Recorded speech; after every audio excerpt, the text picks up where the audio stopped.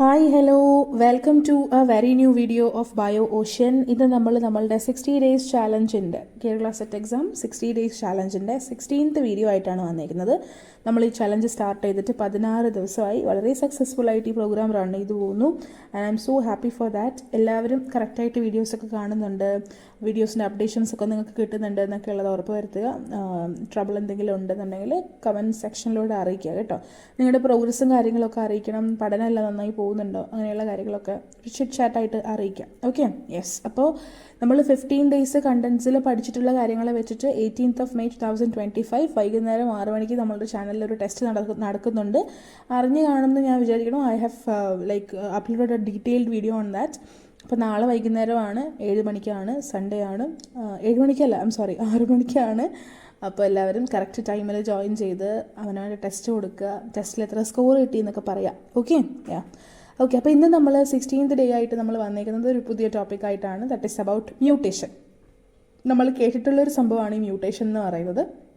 അതിനകത്ത് എന്താ മ്യൂട്ടേഷൻ? മ്യൂട്ടേഷൻ്റെ 2 ടൈപ്സ്, ക്രോമസോമലായിട്ടുള്ള മ്യൂട്ടേഷൻസും ജീൻ മ്യൂട്ടേഷൻസും. അതിൻ്റെ കോസ്, സിഗ്നിഫിക്കൻസ്, അങ്ങനെയുള്ള കാര്യങ്ങളൊക്കെ ആയിരിക്കും നമ്മൾ പഠിക്കുന്നുണ്ടായിരിക്കുക. ഒരുപാട് കാര്യങ്ങൾ ഈ മ്യൂട്ടേഷനെ പറ്റിയിട്ട് നമ്മൾ പഠിച്ചിട്ടുണ്ട്. കുറച്ച് ടൈപ്സൊക്കെ നമുക്ക് അറിയാൻ പറ്റും, പക്ഷേ അറിയില്ലാത്ത കുറച്ച് ടൈപ്സ് ഉണ്ട്. അതെന്തൊക്കെയാണെന്നുള്ളത് ഇൻ ഡീറ്റെയിൽ നമ്മളിവിടെ പഠിക്കും കേട്ടോ. ഫസ്റ്റ് ഓഫ് ഓൾ, മ്യൂട്ടേഷൻ നമ്മൾ ചെറിയ ക്ലാസ്സിൽ പഠിച്ചേക്കുന്നത് പോലെ മ്യൂട്ടേഷൻ എന്ന് പറയുന്നത് ഒരാളുടെ ജീനോടൈപ്പിൽ ഉണ്ടാകുന്ന സഡൻ ആയിട്ടുള്ള ഒരു ചേഞ്ചാണ്, അല്ലേ? Sudden heritable changes in the genotype of N organism, അങ്ങനെയാണ് നമ്മൾ പൊതുവെ മ്യൂട്ടേഷനെ പറ്റി പറയുന്നുണ്ടായിരിക്കുക. പക്ഷെ ഒരു പ്രശ്നം എന്താണെന്ന് വെച്ച് കഴിഞ്ഞാൽ, ഈ മ്യൂട്ടേഷൻ ഒരാളിൽ സംഭവിച്ചു കഴിഞ്ഞാൽ അത് അയാളിൽ തന്നെ നിൽക്കില്ല, പകരം നെക്സ്റ്റ് ആളുകളിലോട്ട് അല്ലെങ്കിൽ നെക്സ്റ്റ് ജനറേഷനിലോട്ട് പാസ് ചെയ്തു പോകും. അതുകൊണ്ടാണ് നമ്മളതിനെ ഹെറിറ്റബിൾ ചേഞ്ച് എന്ന് പറഞ്ഞിട്ട് വിളിച്ചത്, അല്ലേ? അത് അടുത്ത ആളിലോട്ട് പാസ് ചെയ്തു പോകുന്നതുകൊണ്ട് നമ്മളതിനെ എന്ത് വിളിച്ചു?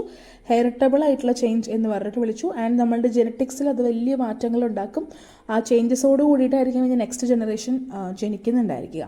അപ്പോൾ അതുകൊണ്ട് തന്നെ ഇവിടെ ഈ പറഞ്ഞ മ്യൂട്ടേഷൻ വഴിയായിട്ട് ഉണ്ടാകുന്ന ഒരു ജീനോ ക്രോമസോമോ എന്ന് പറയുന്നത് that will be different from the normal type. ഒരു മനുഷ്യൻ്റെ ബോഡിയിൽ അവിചാരിതമായിട്ട് മ്യൂട്ടേഷൻ സംഭവിച്ചു എന്ന് വിചാരിക്കും. അപ്പോൾ മ്യൂട്ടേഷൻ സംഭവിക്കുന്നതിന് മുൻപ് അയാളുടെ ശരീരത്തിൽ ഒരു നോർമലായിട്ടുള്ള ജീനോ ക്രോമസോമോ ഉണ്ടായിരുന്നു. മ്യൂട്ടേഷൻ സംഭവിച്ചു കഴിയുമ്പോൾ ഉണ്ടാകുന്ന ജീനും ക്രോമസോമും പഴയതിനേക്കാൾ വളരെയധികം ഡിഫറെൻ്റ് ആയിരിക്കും. അപ്പോൾ അങ്ങനെ ഒരു പുതിയ അല്ലെങ്കിൽ ഒരു ഡിഫറെൻ്റ് ആയിട്ടുള്ള ജീനോ ക്രോമസോമൊക്കെ അത് ക്രിയേറ്റ് ചെയ്യുന്നുണ്ട് എന്നുള്ളത് ഓർക്കുക. ആൻഡ് ഈ പറഞ്ഞ പോലെ ജീനും ക്രോമസോമിലൊക്കെ മാറ്റം വരുത്തുന്നത് കൊണ്ട് തന്നെ മ്യൂട്ടേഷനെ നമ്മൾക്ക് 2ആയിട്ട് ഡിവൈഡ് ചെയ്യാൻ പറ്റും. ജീൻ മ്യൂട്ടേഷനും ക്രോമസോം മ്യൂട്ടേഷനും. ജീൻ മ്യൂട്ടേഷൻ എന്ന് പറഞ്ഞു കഴിഞ്ഞാൽ നമ്മളുടെ ജീനിൻ്റെ അല്ലീലുകളൊക്കെ ചേഞ്ച് ചെയ്യപ്പെടുന്നൊരവസ്ഥ. പല റീസൺസ് കൊണ്ടിട്ട് അങ്ങനത്തെ ചേഞ്ച് ഉണ്ടാകുന്നതിനെയാണ് നമ്മൾ ജീൻ മ്യൂട്ടേഷൻ കൊണ്ടിട്ട് ഉദ്ദേശിക്കുക. ക്രോമസോം മ്യൂട്ടേഷൻ എന്ന് പറഞ്ഞു കഴിഞ്ഞാൽ ക്രോമസോമിൻ്റെ പീസസോ കംപ്ലീറ്റ് ക്രോമസോംസോ അല്ലെങ്കിൽ ക്രോമസോമിൻ്റെ സെറ്റിലൊക്കെ എന്തുണ്ടായിരിക്കും വ്യത്യാസം വരും, നമ്പർ ഓഫ് ക്രോമസോംസിലൊക്കെ വ്യത്യാസം വരും. അങ്ങനെയുള്ള കണ്ടീഷനാണ് ഈ ക്രോമസോം മ്യൂട്ടേഷൻ കൊണ്ട് ഉദ്ദേശിക്കുന്നത്. ആൻഡ് നമ്മൾക്കിത് രണ്ടും ഇൻ ഡീറ്റെയിൽ ആയിട്ട് പഠിക്കാം. ടൈപ്സ് ആണ് നമ്മൾ ഏറ്റവും ആദ്യം പഠിക്കാൻ വേണ്ടി പോകുന്നത്. And first one we will start with chromosomal mutations. ഈ മ്യൂട്ടേഷനെ തന്നെ നമ്മൾ വിളിക്കുന്ന മറ്റൊരു പേരാണ് കേട്ടോ, അബറേഷൻ എന്ന് പറയുന്നത്. സോ ക്രോമസോമൽ അബറേഷൻ എന്ന് കണ്ടു കഴിഞ്ഞാലും the same thing it is. Okay, അപ്പോൾ ഇവിടെ ഈ ക്രോമസോമൽ അബറേഷൻ എന്ന് പറഞ്ഞു കഴിഞ്ഞാൽ ഒരു ക്രോമസോം ഉണ്ടായിരുന്നു, അതിൻ്റെ സ്ട്രക്ചറിലോ അല്ലെങ്കിൽ കുറേ ക്രോമസോമുകളിൽ ഉണ്ടാകുന്ന ഒരു വ്യത്യാസം, ഒരു ഓൾട്രേഷനെയാണ് നമ്മൾ ക്രോമസോമൽ മ്യൂട്ടേഷൻ എന്ന് പറഞ്ഞിട്ട് വിളിക്കുന്നത്.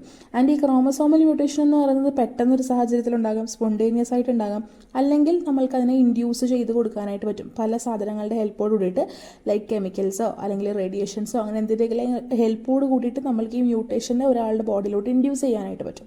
പിടികിട്ടിയോ? ഒരു ക്രോമസോം മ്യൂട്ടേഷൻ വന്നു കഴിഞ്ഞാൽ നമ്മളുടെ ക്രോമസോമിനകത്ത് ഒരു ഇറഗുലാരിറ്റി വരും. ചില ഭാഗങ്ങളൊക്കെ മിസ്സായി പോയേക്കാം, ചില പോർഷൻസൊക്കെ ആഡായി വന്നേക്കാം, എക്സ്ട്രാ വന്നേക്കാം. അങ്ങനെ എന്ത് വേണമെങ്കിലും സംഭവിക്കാം. ഐദർ മിസ്സിങ് ആകാം അല്ലെങ്കിൽ എക്സ്ട്രാ വരാം. Whatever can happen. പിടികിട്ടിയോ? ആൻഡ് നമ്മളുടെ യൂഷ്വലായിട്ടുള്ള ക്രോമസോമിൻ്റെ നമ്പർ ഉണ്ടല്ലോ, അതുവരെ വേണമെങ്കിൽ എന്ത് പറ്റി പോവാം, തെറ്റിപ്പോവാം അല്ലെങ്കിൽ ഡിഫറെൻ്റ് ആയിട്ട് പോകാം. ആൻഡ് 1-2 ക്രോമസോമുകൾ നമുക്ക് കംപ്ലീറ്റ് ആയിട്ട് നഷ്ടപ്പെടുന്നു, അല്ലെങ്കിൽ 1-2 ക്രോമസോമുകൾ നമ്മൾക്ക് എക്സ്ട്രാ ആഡ് ചെയ്ത് വരുന്നു. അങ്ങനെ പലതും ഇവിടെ സംഭവിച്ചേക്കാം. ഈ ക്രോമസോമൽ അബറേഷൻസ് നടക്കുമ്പോൾ അങ്ങനെ പലതും സംഭവിക്കാനുള്ള ചാൻസസ് ഉണ്ട്. ആൻഡ് ഏറ്റവും ആദ്യം ഈ ക്രോമസോംസിൽ ഇത്തരത്തിൽ മ്യൂട്ടേഷൻ സംഭവിക്കുന്നു. അപ്പോൾ ക്രോമസോമിൻ്റെ എണ്ണത്തിലും ഷേപ്പിലും രൂപത്തിലും ഒക്കെ വ്യത്യാസങ്ങൾ വരുന്നുണ്ട്, റീഅറേഞ്ച്മെൻറ്റുകൾ സംഭവിക്കുന്നുണ്ടെന്നുള്ളത് ഏറ്റവും ആദ്യം കാണിച്ചു തന്നത് ഒരു എക്സ്പെരിമെൻ്റൽ ഡെമോൺസ്ട്രേഷനിൽ കൂടെ കാണിച്ചു തന്നിട്ടുണ്ടായിരുന്നത് ബി മെക് ക്ലിൻടോക്ക് എന്ന് പറഞ്ഞിട്ടുള്ളൊരു സയൻറ്റിസ്റ്റാണ്. മെയ്സിൻ്റെ ചെടിയിലാണ് അദ്ദേഹം അദ്ദേഹം അത് ഏറ്റവും ആദ്യം ഡെമോൺസ്ട്രേറ്റ് ചെയ്തിട്ടുണ്ടായിരുന്നത്. അപ്പോൾ ക്രോമസോംസിൽ മ്യൂട്ടേഷൻ നടക്കുമ്പോൾ ഇത്തരത്തിൽ അറേഞ്ച്മെൻറ്റ്സിൽ മാറ്റം വരുന്നുണ്ട് എന്നുള്ളതൊരു ഡെമോൺസ്ട്രേഷൻ പോലെ കാണിച്ചു തന്നിട്ടുണ്ടായിരുന്നത്. ഇറ്റ് വാസ് ആക്ച്വലി നമ്മളുടെ ബി മെക് ക്ലിൻടോക്ക് എന്ന് പറഞ്ഞിട്ടുള്ള ഒരു സയൻറ്റിസ്റ്റാണ്. അദ്ദേഹം ആക്ച്വലി മെയ്സിൻ്റെ പ്ലാന്റിനകത്താണ് ഇതുപോലത്തെ ഒരു ഡെമോൺസ്ട്രേഷൻ ചെയ്തിട്ടുണ്ടായിരുന്നത് കേട്ടോ. അപ്പോൾ ഇതൊക്കെയാണൊരു ജനറൽ ബേസിക് ഐഡിയ എന്ന് പറയുന്നത്. ഇനി നമ്മൾക്ക് ഈ ക്രോമസോമൽ അബറേഷൻ്റെ ടൈപ്സ് പഠിക്കണം. ക്രോമസോമിൻ്റെ സ്ട്രക്ചറിൽ ഉണ്ടാകുന്ന മാറ്റം അനുസരിച്ച് നമ്മൾക്കതിനെ 5 ഡിവൈഡ് ചെയ്യാം. Deficiency, duplication, inversion, translocation, non disjunction. നിങ്ങൾ ചില ടെക്സ്റ്റ് ബുക്സ് ഒക്കെ നോക്കുമ്പോഴത്തേക്ക് അതിൽ ആദ്യത്തെ 4 കാണുള്ളൂ, ചിലതിൽ ആദ്യത്തെ 5 കാണാൻ പറ്റും. ഞാൻ ആ 5 കൂടെ ഒരുമിച്ച് ഇവിടെ പഠിപ്പിക്കണു എന്നുള്ളതാണ്. So first one deficiency. നമ്മളുടെ ക്രോമസോമിൻ്റെ ചില ഭാഗങ്ങൾ നഷ്ടപ്പെട്ടു പോവുകയോ അല്ലെങ്കിൽ ഡിലീറ്റഡ് ആയി പോവുകയോ സംഭവിക്കും. അതാണ് ഡെഫിഷ്യൻസി കൊണ്ട് ഉദ്ദേശിക്കുന്നത്. ഡ്യൂപ്ലിക്കേഷൻ എന്ന് പറഞ്ഞു കഴിഞ്ഞാൽ ക്രോമസോംസിൻ്റെ പാർട്സ് എന്ത് ചെയ്യപ്പെടുന്നു, ഒരെണ്ണം കൂടെ ഒരു കോപ്പി പോലെ എക്സ്ട്രാ മാതിരി ഉണ്ടാവും, അപ്പോൾ ആഡ് ചെയ്യപ്പെടുകയാണ്. അതാണ് ഈ ഡ്യൂപ്ലിക്കേഷൻ കൊണ്ടിട്ട് ഉദ്ദേശിക്കുന്നത്. ദെൻ ഇൻവേർഷൻ എന്ന് പറഞ്ഞു കഴിഞ്ഞാൽ ക്രോമസോംസ് ഇങ്ങനെ മുറിഞ്ഞു പോകുന്നതോ അല്ലെങ്കിൽ മുറിഞ്ഞതിന് ശേഷം അവർ ഓർഡർ തെറ്റി റിവേഴ്സ് ചെയ്തിട്ട് വീണ്ടും യുണൈറ്റ് ചെയ്യും. പിടികിട്ടിയോ? ഇപ്പോൾ എയുടെ ഷേപ്പിലിരുന്നൊരു ക്രോമസോമാണെന്ന് വിചാരിക്കുക, അതിൻ്റെ ഒരു ചെറിയ ഭാഗം മുറിഞ്ഞു പോയെന്ന് വിചാരിക്കുക, നേരെ അത് ആ മുറിഞ്ഞു പോയ ഭാഗം റിവേഴ്സ് ചെയ്യും, എന്നിട്ട് എന്ത് ചെയ്യും, അത് റീയുണൈറ്റ് ചെയ്യും. അപ്പോൾ എന്ത് പറ്റുമെന്ന് വെച്ച് കഴിഞ്ഞാൽ ആദ്യം ഉണ്ടായിരുന്ന ഒരു എ പോലെ ആയിരിക്കില്ല പിന്നീട് കിട്ടുന്നുണ്ടായിരിക്കാം. അപ്പോൾ അങ്ങനെ സംഭവിക്കുന്നതാണ് ഇൻവേർഷൻ. Then comes translocation.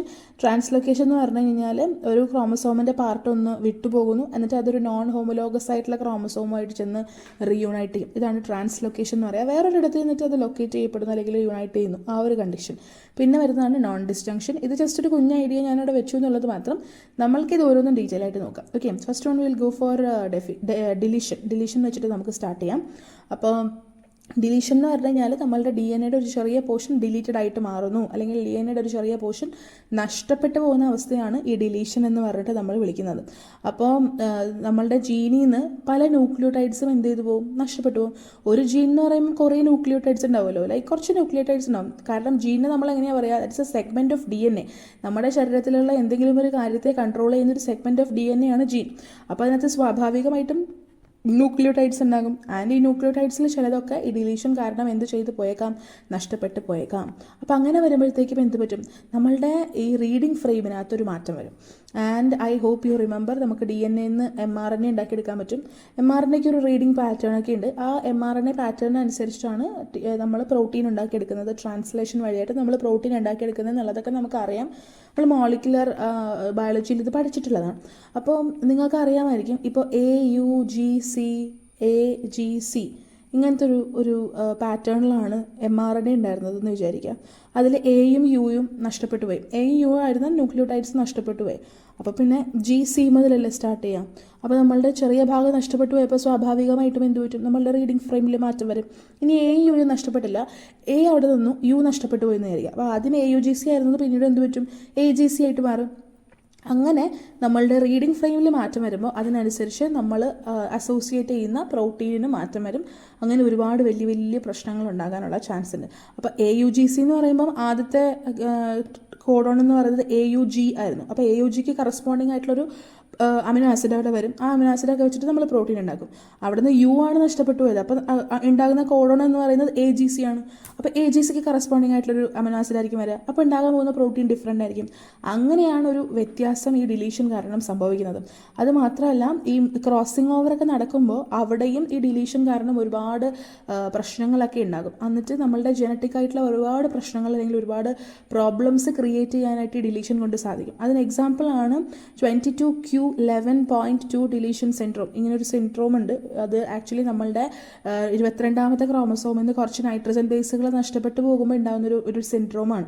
അപ്പോൾ ഇങ്ങനെ ഒരു സിൻഡ്രോം ഒരു കുട്ടിക്ക് ഉണ്ട്, ജനറ്റിക്കലി ആ കുട്ടിക്ക് ഉണ്ടെന്നുണ്ടെങ്കിൽ ആ കുട്ടിക്ക് മുറിച്ചുണ്ടൊക്കെ ആയിരിക്കും. കണ്ടിട്ടില്ലേ, ക്ലെഫ്റ്റ് ലിപ്പും ക്ലെഫ്റ്റ് പാലറ്റ് ഒക്കെ ഉള്ളത്. ക്ലെഫ്റ്റ് ലിപ്പ് എന്ന് പറഞ്ഞാൽ മുറിച്ചുണ്ട്, പാലറ്റ് എന്ന് പറഞ്ഞു കഴിഞ്ഞാൽ നമ്മളുടെ ആ വായുടെ മുകൾ ഭാഗമില്ലേ, റൗണ്ട് ഇങ്ങനെ എന്താ പറയുക റൂഫ് മാതിരി ഇരിക്കുന്ന ഒരു ഭാഗമല്ലേ, അതാണ് പാലറ്റ്. അപ്പോൾ അവിടെയും ചെറിയൊരു മുറിവുണ്ടായിരിക്കും. അപ്പോൾ അവർക്ക് പ്രോപ്പറായിട്ട് ഭക്ഷണം കഴിക്കാൻ സംസാരിക്കാനൊന്നും പറ്റില്ല. അപ്പോൾ മുറിച്ചതിൻ്റെ ഒപ്പം ആ ഒരു ഭാഗം കൂടെ മുറിവുണ്ടെങ്കിലാണ് നമ്മൾ cleft lip and cleft palate എന്ന് പറയുക. അപ്പോൾ ഇവർക്കൊക്കെ ക്ലെഫ്റ്റ് പാലറ്റ് ആയിരിക്കും. പിന്നെ അതുപോലെ ഹാർട്ടിൽ ഡിഫക്ട്സ് ഉണ്ടായിരിക്കും, ഓട്ടോ ഇമ്മ്യൂൺ ഡിസോർഡേഴ്സ്, അവരുടെ ഇമ്മ്യൂണിറ്റി അവർക്കെതിരെ തിരിഞ്ഞിട്ട് എന്ത് പറ്റും, ഡിസീസസ് ഒക്കെ ഡെവലപ്പ് ചെയ്യും. അങ്ങനത്തെ പ്രശ്നങ്ങളൊക്കെ ഈ ഡിലീഷൻ വഴി ഉണ്ടാവാനുള്ള ചാൻസ് ഉണ്ട് എന്നുള്ളത് ഓർക്കുക. ഇനി നെക്സ്റ്റ് വണ്ണാണ് ദാറ്റ് ഈസ് ഡ്യൂപ്ലിക്കേഷൻ. ഡ്യൂപ്ലിക്കേഷൻ എന്ന് പറഞ്ഞു കഴിഞ്ഞാൽ നമ്മളുടെ ക്രോമസോമിൻ്റെ ഒരു ചെറിയ ഭാഗം ഡ്യൂപ്ലിക്കേറ്റഡ് ആവുന്നു, എക്സ്ട്രാ വരുന്നു. അപ്പോൾ ഒരു എക്സ്ട്രാ പോർഷൻ നമ്മളുടെ ജനറ്റിക് മെറ്റീരിയലിൽ വരികയാണ് ചെയ്യുന്നതെന്നായിരിക്കുക. അപ്പോൾ അങ്ങനെയുള്ളത് ഇപ്പോൾ നിങ്ങൾ കേട്ടിട്ടുണ്ടായിരിക്കും ക്ലൈൻഫെൽറ്റർ സിൻഡ്രോം എന്നൊക്കെ പറഞ്ഞിട്ട്. ഇവിടെ എന്താ സംഭവിക്കുന്നത് വെച്ച് കഴിഞ്ഞാൽ ഒരു എക്സ് ക്രോമസോം അധികം വന്നു അല്ലേ. അപ്പോൾ അതുപോലെ ഇവിടെ ഒരു ചെറിയ പോർഷൻ ഓഫ് ക്രോമസോം എക്സ്ട്രാ വരികയാണ് ഡ്യൂപ്ലിക്കേഷനിൽ. അങ്ങനെ വരുമ്പോഴത്തേക്കും നമ്മൾക്ക് ഇതേപോലെ തന്നെ പലതരത്തിലുള്ള ഡിസീസസ് ഒക്കെ ഉണ്ടാകാനുള്ള ചാൻസ് ഉണ്ട്. ആൻഡ് ഇത് പൊതുവെ ഡ്യൂപ്ലിക്കേഷൻ സംഭവിക്കുന്നത് എപ്പോഴാണെന്ന് ചോദിച്ചു കഴിഞ്ഞാൽ മിയോസിസിൻ്റെ സമയത്ത് 2 ക്രോമസോംസ് ഉണ്ടാവുമല്ലോ, ലൈക്ക് ഹോമോലോഗസ് ആയിട്ടുള്ള ക്രോമസോംസ് ഉണ്ടായിരിക്കുമല്ലോ, അതിൻ്റെ അലൈൻമെൻറ്റിൽ ഒരു പ്രശ്നം വരുന്നു. അപ്പോൾ അങ്ങനെ വരുമ്പോഴത്തേക്കും പ്രോപ്പർ ആയിട്ടുള്ളൊരു ക്രോസിംഗ് ഓവർ സംഭവിക്കാതെ ഒരു അൺഈക്വൽ ആയിട്ടുള്ളൊരു ക്രോസിംഗ് ഓവർ സംഭവിക്കുന്നു. മനസ്സിലായോ? മിയോസിസിൻ്റെ സമയത്ത് ക്രോസിംഗ് ഓവർ സംഭവിക്കണം, പക്ഷേ ഇവിടെ എന്ത് പറ്റും, ഈ ഹോമോലോഗസ് ആയിട്ടുള്ള ക്രോമസോംസുകൾ പ്രോപ്പറായിട്ട് അലൈൻ ചെയ്തിട്ടില്ല. അലൈൻമെൻറ്റിൻ്റെ പ്രശ്നം കൊണ്ടിട്ട് ക്രോസിംഗ് ഓവർ അൺഈക്വൽ ആയിട്ട് സംഭവിക്കും. അങ്ങനെ വരുന്നതാണ് ഈ ഡ്യൂപ്ലിക്കേഷൻസ് എന്ന് പറയുക. ഈ ഡ്യൂപ്ലിക്കേഷൻ കാരണമാണ് പലതരത്തിലുള്ള പ്രശ്നങ്ങൾ ഉണ്ടാകുന്നത്. അതിന് എക്സാമ്പിളാണ് പാലിസ്റ്റർ കിലിയൻ മൊസൈക്ക് സിൻഡ്രോം എന്ന് പറയുന്നത്. ഇത് ആക്ച്വലി നമ്മളുടെ 12ാമത്തെ ക്രോമസോമിൽ ഡ്യൂപ്ലിക്കേഷൻ സംഭവിക്കുന്നത് കൊണ്ടിട്ടുണ്ടാകുന്ന ഒരു സിൻഡ്രോമാണ് പാലിസ്റ്റർ കിലിയൻ മൊസൈക്ക് സിൻഡ്രോം എന്ന് പറയുന്നത്. ഇതിൻ്റെയൊക്കെ പേര് ഓർത്ത് വയ്ക്കണം കേട്ടോ. എക്സാമ്പിൾ പറയുന്നിടത്തെല്ലാം എക്സാമ്പിൾ ഓർത്ത് വയ്ക്കണം. സ്ഥിരം പറയുന്നതാണ്, പക്ഷെ എന്നാലും ഒന്നുകൂടി പറയുന്നു, എക്സാമ്പിൾ പറയുന്ന സ്ഥലങ്ങളിലെല്ലാം നിങ്ങൾ എന്ത് ചെയ്യുക, എക്സാമ്പിൾ ഓർത്ത് വയ്ക്കാനായിട്ട് ശ്രമിക്കുക. ഓക്കെ, ഇനി next one that is inversion. Inversion എന്ന് പറഞ്ഞു കഴിഞ്ഞാൽ നമ്മളുടെ ക്രോമസോമിൻ്റെ ഒരു ചെറിയ ഭാഗം മുറിഞ്ഞുപോയി. ആ മുറിഞ്ഞുപോയ ഭാഗം ഒന്ന് റിവേഴ്സ് ചെയ്യും, എന്നിട്ട് വീണ്ടും ഈ ഒരു പോർഷനിൽ വന്നിട്ട് എന്ത് ചെയ്യും, അറ്റാച്ച് ചെയ്യും. അങ്ങനെ വരുമ്പോഴത്തേക്കും നമ്മുടെ ജനറ്റിക് മെറ്റീരിയലിൽ എന്ത് പറ്റാണ്, ഒരു ചെറിയ വ്യത്യാസം വരണം. സപ്പോസ് നമ്മളുടെ ക്രോമസോമിൽ നിന്ന് മുറിഞ്ഞുപോയ ഭാഗത്തുണ്ടായിരുന്ന ന്യൂക്ലിയോടൈഡ്സ് എന്ന് പറയുന്നത് ATGC ആണെന്ന് വിചാരിക്കാം. ഓക്കെ, നമ്മളുടെ ജനറ്റിക് മെറ്റീരിയൽ DNA ആണ്. അതിൽ നിന്നൊരു ഭാഗം മുറിഞ്ഞുപോയ ഭാഗത്തുണ്ടായിരുന്ന ബേസസ് അല്ലെങ്കിൽ ന്യൂക്ലിയോടൈഡ്സ് എന്ന് പറയുന്നത് ATGC ആണെന്ന് വിചാരിക്കാം. ഇത് എന്ത് ചെയ്യും, മുറിഞ്ഞതിന് ശേഷം അത് അപ്സൈഡ് ഡൗൺ തിരിയും, ദാറ്റ് മീൻസ് റിവേഴ്സ് ചെയ്യും.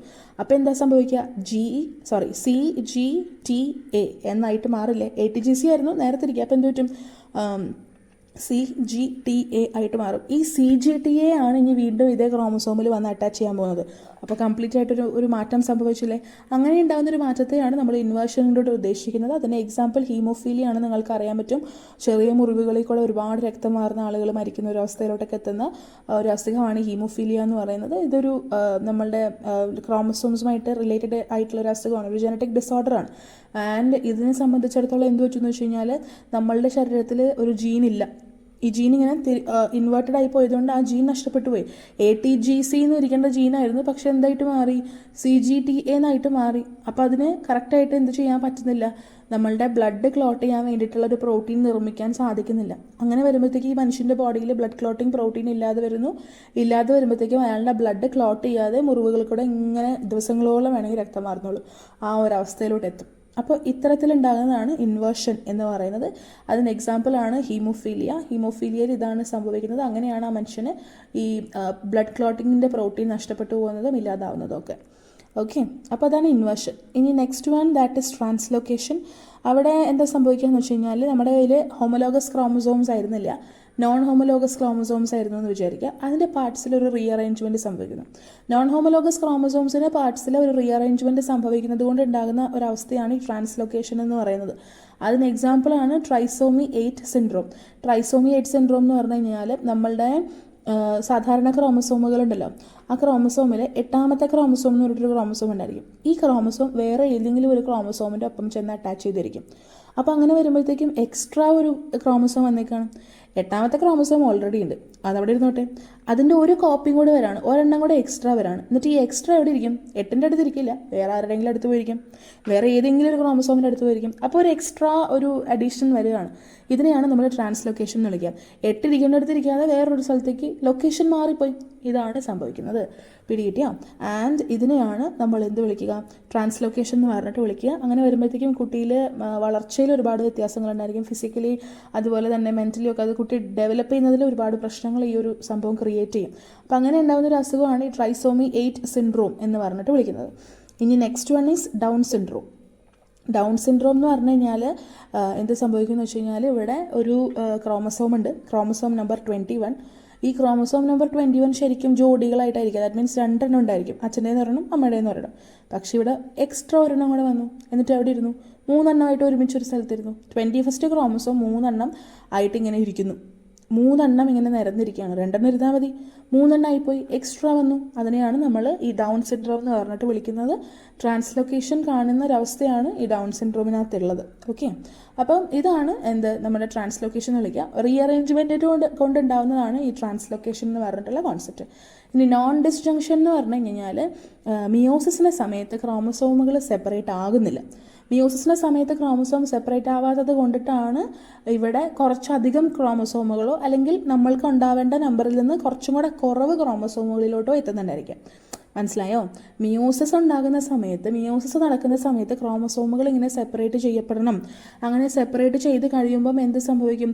ഒന്നുമില്ലെങ്കിൽ നമ്മളുടെ ശരീരത്തിൽ നമ്മൾക്ക് നോർമൽ ആയിട്ടുള്ള ക്രോമസോംസിൻ്റെ അളവ്, ദാറ്റ് മീൻസ് ആ ഒരു സ്പീഷീസിൻ്റെ ക്രോമസോം നമ്പർ മെയിൻറ്റെയിൻ ചെയ്യപ്പെടും. പക്ഷേ ഈ ഒരു കേസിൽ നോൺ ഡിസ്ജങ്ഷനിൽ അങ്ങനെ ഒരു സെപ്പറേഷൻ സംഭവിക്കുന്നില്ല മിയോസിസിൻ്റെ ടൈമിൽ. അങ്ങനെ വരുമ്പോഴത്തേക്ക് എന്ത് പറ്റും? സെപ്പറേറ്റ് ചെയ്യാത്തത് കൊണ്ട് ഒന്നുമില്ലെങ്കിൽ നമ്മുടെ ക്രോമസോം നമ്പറിനേക്കാൾ കൂടുതലായിട്ട് ക്രോമസോംസ് ക്രിയേറ്റ് ചെയ്യപ്പെടും, അല്ലെന്നുണ്ടെങ്കിൽ നമ്മളുടെ ക്രോമസോം നമ്പറിനേക്കാൾ കുറവ് ക്രോമസോംസ് ക്രിയേറ്റ് ചെയ്യപ്പെടും. അപ്പോൾ ഉണ്ടാകുന്ന ഗ്യാമേറ്റ് എന്ന് പറഞ്ഞു കഴിഞ്ഞാൽ, ഇപ്പോൾ സ്പേം ആണെങ്കിലും ഓ ആണെങ്കിലും ഉണ്ടാകുന്ന ഗ്യാമേറ്റ് എന്ന് പറഞ്ഞു കഴിഞ്ഞാൽ അതിനകത്ത് ചിലപ്പോൾ കൂടുതൽ ക്രോമസോംസ് ഉണ്ടാവും, ചിലപ്പോൾ കുറവ് ക്രോമസോംസ് ഉണ്ടാവും. ഇതാണ് സംഭവിക്കുക. ആൻഡ് ഇതിനെയാണ് നമ്മൾ നോൺ ഡിസ്ജങ്ഷൻ എന്ന് പറഞ്ഞിട്ട് വിളിക്കുന്നത്. ടേണർ സിൻഡ്രോം, ക്ലൈൻഫെൽട്ടർ സിൻഡ്രോം ഒക്കെ അതിന് എക്സാമ്പിളാണ്. ടേണർ സിൻഡ്രോം പഠിച്ചിട്ടില്ലേ? 44 ഓട്ടോസോംസും എക്സ് ആണ് വരേണ്ടത്, ഫീമെയിലാണ് വരേണ്ടത്, പക്ഷെ ഒരു എക്സേ വരുള്ളൂ, ഒരു എക്സ് വരില്ല. അപ്പോൾ എന്തായിട്ട് മാറും? 44+XO ആയിട്ട് മാറും. അപ്പോൾ അവർക്ക് പ്രോപ്പറായിട്ട് ഡെവലപ്പ് ചെയ്യാനൊന്നും പറ്റില്ല, പ്രോപ്പറായിട്ട് അവർക്ക് അവരുടെ ഫീമെയിൽ പാർട്സ് ഒന്നും ഡെവലപ്പ് ചെയ്യാൻ പറ്റുന്നില്ല. അപ്പോൾ അങ്ങനെ ഒരു കുറവ്, നമ്മൾക്ക് ശരിക്കും 46 ക്രോമസോംസ് ഉണ്ടാവേണ്ടടുത്ത് ഇവിടെ 45 ഉള്ളൂ. അതാണ് ഈ ടേർണർ സിൻഡ്രോം എന്ന് വിളിക്കുക. എന്ന സ്ഥാനത്ത് 46 ഉണ്ടാവേണ്ടടുത്ത് 47 ഉണ്ടാവുന്നതാണ് ഈ ക്ലൈൻഫെൽട്ടർ സിൻഡ്രോം. അതൊരു ആൺകുട്ടിയായിട്ട് ജനിക്കേണ്ടതാണ്. അപ്പോൾ 44+XY മതി, പക്ഷേ എക്സ്ട്രാ ഒരു എക്സും കൂടെ കയറിയെന്നിരിക്കും. എക്സ്ട്രാ ഒരെണ്ണം കൂടെ വന്നു. അപ്പോൾ എന്ത് പറ്റി? 44+XXY ആയിട്ട് മാറി. ആ ഒരു കണ്ടീഷനെയാണ് ക്ലൈൻഫെൽട്ടർ സിൻഡ്രോം എന്ന് പറഞ്ഞിട്ട് വിളിക്കുക. അപ്പോൾ നിങ്ങൾ നോക്കിക്കേ, XX ഈ ഒരു ക്ലൈൻഫെൽട്ടറിലുണ്ട്, XY ഉണ്ട്. അപ്പോൾ സ്ത്രീയുടേതായിട്ടുള്ള കുറച്ച് ഫീച്ചേഴ്സ് ഉണ്ടാവും, പുരുഷൻ്റെ കുറേ ഫീച്ചേഴ്സ് ഉണ്ടാവും. പിടികിട്ടിയ അങ്ങനത്തെ ഒരു അവസ്ഥ. അപ്പോൾ സെപ്പറേറ്റ് ചെയ്യാത്തത് കൊണ്ടിട്ട് കൂടി പോകുന്നതോ കുറഞ്ഞു പോകുന്നതോ ആയിട്ടുള്ള ഒരു അവസ്ഥയാണ് ഈ നോൺ ഡിസ്ജങ്ഷൻ എന്ന് വിളിക്കുക. നമ്മളുടെ ഡൗൺ സിൻഡ്രോമില്ലേ 21ാമത്തെ ക്രോമസോം 3 ആയിട്ടിരിക്കുന്നത്, അത് ഇതിൻ്റെ നോൺ ഡിസ്ജങ്ഷൻ്റെ കൂട്ടത്തിലും പെടും. നോൺ ഡിസ്ജങ്ഷൻ വന്നിട്ട് ആ 21ാമത്തെ ക്രോമസോം ഒരെണ്ണം കൂടെ എക്സ്ട്രാ കയറി അവിടെ ഇരിക്കുന്ന രീതിയിലും പലപ്പോഴും നമ്മൾ ഡൗൺ സിൻഡ്രത്തിന് പറയാറുണ്ട്. ഇവിടെയും നമുക്ക് വേണമെങ്കിൽ എക്സാമ്പിളായിട്ട് ഡൗൺ സിൻഡ്രോം പറയാം. Okay, yes. അപ്പോൾ ഇങ്ങനെയാണ് നമ്മളുടെ ക്രോമസോമൽ അബറേഷൻസിൻ്റെ type. Deletion, duplication, inversion, translocation, disjunction, അങ്ങനെ 5 ഡിഫറെൻറ്റ് ടൈപ്സാണ് നമ്മളിപ്പോൾ പഠിച്ചു തീർത്തേക്കുന്നത്. അപ്പോൾ ഇതിൻ്റെ എല്ലാത്തിൻ്റെയും എക്സാമ്പിൾസ് നിങ്ങൾ കറക്റ്റായിട്ട് പഠിക്കണം. ഇനി നമ്മളുടെ ക്രോമസോമിൻ്റെ സ്ട്രക്ചറിൽ ഉണ്ടാകുന്ന ചേഞ്ചസിനനുസരിച്ച് 5 എണ്ണമാണ് നമ്മൾ ഈ പഠിച്ചു തീർത്തത്. ഇനി നമ്മൾ പഠിക്കാൻ വേണ്ടി പോകുന്നത് ക്രോമസോമിൻ്റെ നമ്പറിനകത്ത് ഉണ്ടാകുന്ന ചേഞ്ചസിനനുസരിച്ചിട്ടുള്ളതാണ്. നമ്പറിലുള്ള ചേഞ്ചസിനനുസരിച്ച് ഉണ്ടാകാൻ ചാൻസസ് ഉള്ള അവസ്ഥകൾ. അപ്പോൾ അതിൻ്റെ 2 അവസ്ഥകളെ പറ്റിയിട്ടാണ് നമുക്ക് മെയിനായിട്ട് പഠിക്കാനുള്ളത്, അന്യൂപ്ലോയിഡിയും യൂപ്ലോയിഡിയും. അന്യൂപ്ലോയിഡി എന്ന് പറഞ്ഞു കഴിഞ്ഞാൽ ഒരു സിംഗിൾ ക്രോമസോം കൂടുകയോ കുറയുകയോ ചെയ്യുന്നതാണ് അന്യൂപ്ലോയിഡി. ഇപ്പം എൻ്റെ കയ്യിൽ 46 ക്രോമസോം ഉണ്ട് എൻ്റെ ശരീരത്തിൽ. അതൊന്നുമില്ലെങ്കിൽ 45 ആവും, അല്ലെങ്കിൽ 47 ആവും, ഒരെണ്ണം കൂടി അല്ലെങ്കിൽ ഒരെണ്ണം കുറഞ്ഞു. ഇതാണ് അന്യൂപ്ലോയിഡി എന്ന് പറയുന്നത്. ഇനി യൂപ്ലോയിഡി എന്ന് പറഞ്ഞു കഴിഞ്ഞാൽ ഒന്നിൽ കൂടുതലോ സെറ്റ് ഓഫ് ക്രോമസോംസ് കൂടുകയോ കുറയുകയോ ചെയ്യുന്നു. ശരിക്കും ഒരു മനുഷ്യൻ്റെ ശരീരത്തിൽ 2 സെറ്റ് ക്രോമസോമുകളാണ് ഉള്ളത്, 23 ആയിട്ട് അല്ലേ. അപ്പോൾ അതിനകത്ത് ഒരു 23 കൂടെ വന്നാൽ എന്ത് പറ്റും? 46ൻ്റെ ഒപ്പം 23 കൂടെ വന്നു അല്ലേ, എക്സ്ട്രാ ഒരു സെറ്റും കൂടെ വന്നു. അല്ലെങ്കിൽ എന്ത് പറ്റി? എൻ്റെ കയ്യിലുള്ള 2 സെറ്റ് ക്രോമസോംസിൽ നിന്ന് ഒരു സെറ്റ് നഷ്ടപ്പെട്ടു പോയി. ഇങ്ങനത്തെ കണ്ടീഷൻ, സെറ്റുകൾക്ക് കൂടുതലോ കുറവോ സംഭവിക്കുന്നതിനെയാണ് നമ്മൾ യൂപ്ലോയിഡി എന്ന് വിളിക്കുക. അപ്പോൾ ഒരു ഹാപ്ലോയിഡും ഡിപ്ലോയിഡും ട്രിപ്ലോയിഡും ഒക്കെ നിങ്ങൾ പഠിച്ചിട്ടില്ലേ? അപ്പോൾ മനുഷ്യൻ ഡിപ്ലോയിഡാണ്, മനുഷ്യൻ ട്രിപ്ലോയിഡ് ആവുന്നൊരവസ്ഥ അത് യൂപ്ലോയിഡിൽ പെടും. മനുഷ്യൻ ഹാപ്ലോയിഡിൽ ആവുന്ന അവസ്ഥ അതും യൂപ്ലോയിഡിൽ പെടും. മനസ്സിലായോ? പിന്നെ നമുക്ക് യൂപ്ലോയിഡിനെ പറ്റിയിട്ടൊക്കെ ഡീറ്റെയിൽ ആയിട്ട് പഠിക്കാം. അന്യൂപ്ലോയിഡ് പല ടൈപ്സിലുണ്ട്, മോണോസോമി, നള്ളിസോമി, ട്രൈസോമി, ടെട്രസോമി. ഓക്കെ, മോണോസോമി എന്ന് പറഞ്ഞു കഴിഞ്ഞാൽ ഡിപ്ലോയിഡിൽ നിന്ന് ഒരെണ്ണം കുറഞ്ഞു പോകുന്നത്. ട്രൈസോമി എന്ന് പറഞ്ഞു കഴിഞ്ഞാൽ ഡിപ്ലോയിഡിനൊപ്പം ഒരെണ്ണം കൂടെ കൂടുന്നത്. ടെട്രസോമി ഒപ്പം എന്തായിരിക്കും? ഡിപ്ലോയിഡിൻ്റെ ഒപ്പം 2 എണ്ണം കൂടെ കൂടുന്നത്. ഇതൊക്കെയാണ് അന്യൂപ്ലോയിഡിൻ്റെ 2-3 ടൈപ്സ് ആയിട്ട് കൊടുത്തേക്കുന്നത്. നിങ്ങളിത് പഠിക്കണം. മോണോസോമി എന്ന് പറഞ്ഞു കഴിഞ്ഞാൽ 2n-1, 2n എന്ന് പറയുന്നത് ഡിപ്ലോയിഡിനെ കാണിക്കുന്നതാണ് കേട്ടോ. 2n-1, trisomy 2n+1, ടെട്രാസോമി 2n+2. നള്ളിസോമി എന്ന് പറഞ്ഞാൽ നൾ ഇല്ല, ആ ഒരു മീനിങ്ങിൽ. പിടികിട്ടിയോ? ഇതാണ് അന്യൂപ്ലോയിഡിയുടെ ടൈപ്സ് എന്ന് പറയുന്നത്. ഓർത്തു വെക്കേണ്ട വളരെ ഇമ്പോർട്ടൻ്റ് ആയിട്ടുള്ളൊരു എക്സാമ്പിളാണ്, ഒരു കാര്യമാണ്. എക്സാമ്പിളല്ല, ടൈപ്സ് ആണ്. ഇനി നമ്മളുടെ ഹ്യൂമൻസിൻ്റെ ഓട്ടോസോംസ് ഉണ്ടല്ലോ, ഓട്ടോസോംസ് ഉണ്ട്, സെക്സ് ക്രോമസോംസ് ഉണ്ട്. അപ്പോൾ അതിൽ ഓട്ടോസോംസിൽ നടക്കുന്ന എന്തൊക്കെ അന്യൂപ്ലോയിഡീസ് ആണ് കാണാൻ പറ്റുന്നുണ്ടായിരിക്കും, അതാണ് നമ്മൾ നോക്കാൻ വേണ്ടി പോകുന്നത്. അതിനകത്ത് ഫസ്റ്റ് വൺ ഡൗൺ സിൻഡ്രോം. 21ാമത്തെ ക്രോമസോം 3 എണ്ണമായിട്ടിരിക്കുന്നു. ട്രൈസോമി എന്ന് പറഞ്ഞാൽ ഏതെങ്കിലും ഒരു ക്രോമസോമിന് 3 കോപ്പീസ് ഉള്ള അവസ്ഥയാണ് നമ്മൾ ട്രൈസോമി എന്ന് പറഞ്ഞിട്ട് വിളിക്കുക. അപ്പോൾ 21ാമത്തെ ക്രോമസോമിന് 3 കോപ്പി ഉള്ള അവസ്ഥയാണ് ഡൗൺ സിൻഡ്രോം. ഇനി 18ാമത്തെ ക്രോമസോമിന് 3 കോപ്പി ഉള്ളതാണ് എഡ്വേർഡ് സിൻഡ്രോം. 13ാമത്തേന് 3 കോപ്പി ആയിട്ടിരിക്കുന്നതാണ് പെറ്റാവ് സിൻഡ്രോം.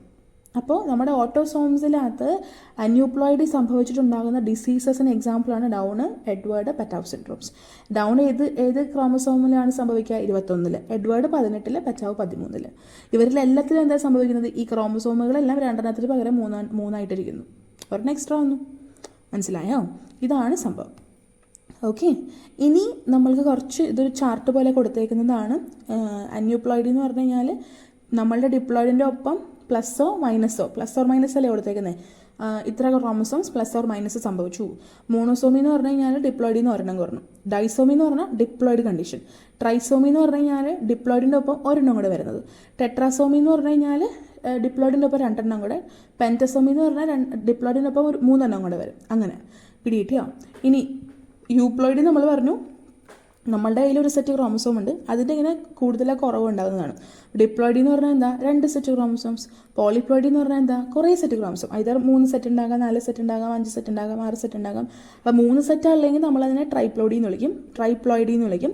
4 സെറ്റ് ആണെങ്കിൽ ടെട്രാപ്ലോയിഡി എന്ന് വിളിക്കും. 5 സെറ്റ് ആണെങ്കിൽ പെൻറ്റാപ്ലോയിഡി എന്ന് വിളിക്കും. ഇനി ഒരു സെയിം ജീനോം ഒരുപാട് കോപ്പീസിലുണ്ടെന്ന് അറിയാം. സെയിം ജീനോം ഒരുപാട് കോപ്പീസിലുണ്ടെങ്കിൽ നമ്മളതിനെ ഓട്ടോ പോളിപ്ലോയിഡി എന്ന് പറഞ്ഞിട്ട് വിളിക്കും. സെയിം ജീനോം ഒരുപാടെണ്ണം, അതാണ് ഓട്ടോ പോളിപ്ലോയിഡി. ഇനി ക്ലോസ്ലി റിലേറ്റഡ് ആയിട്ടുള്ള ജീനോംസ് ഒരുപാടെണ്ണം ഉണ്ടെന്നുണ്ടെങ്കിൽ നമ്മളതിനെ ആംഫി ഡിപ്ലോയിഡി അല്ലെങ്കിൽ എല്ലോ പോളിപ്ലോയിഡി എന്ന് പറഞ്ഞിട്ട് വിളിക്കും. ക്ലോസ്ലി റിലേറ്റഡ് ആയിട്ടുള്ള ജീനോംസ് ആണ്, പക്ഷേ കുറേ ഉണ്ട്. അതാണ് എല്ലോ പോളിപ്ലോയിഡി അല്ലെങ്കിൽ ആംഫി ഡിപ്ലോയിഡി എന്നൊക്കെയുള്ള കണ്ടീഷനിൽ നമ്മൾ വിളിക്കുന്നത്. ഈ ടേംസ് അറിഞ്ഞു വയ്ക്കണം.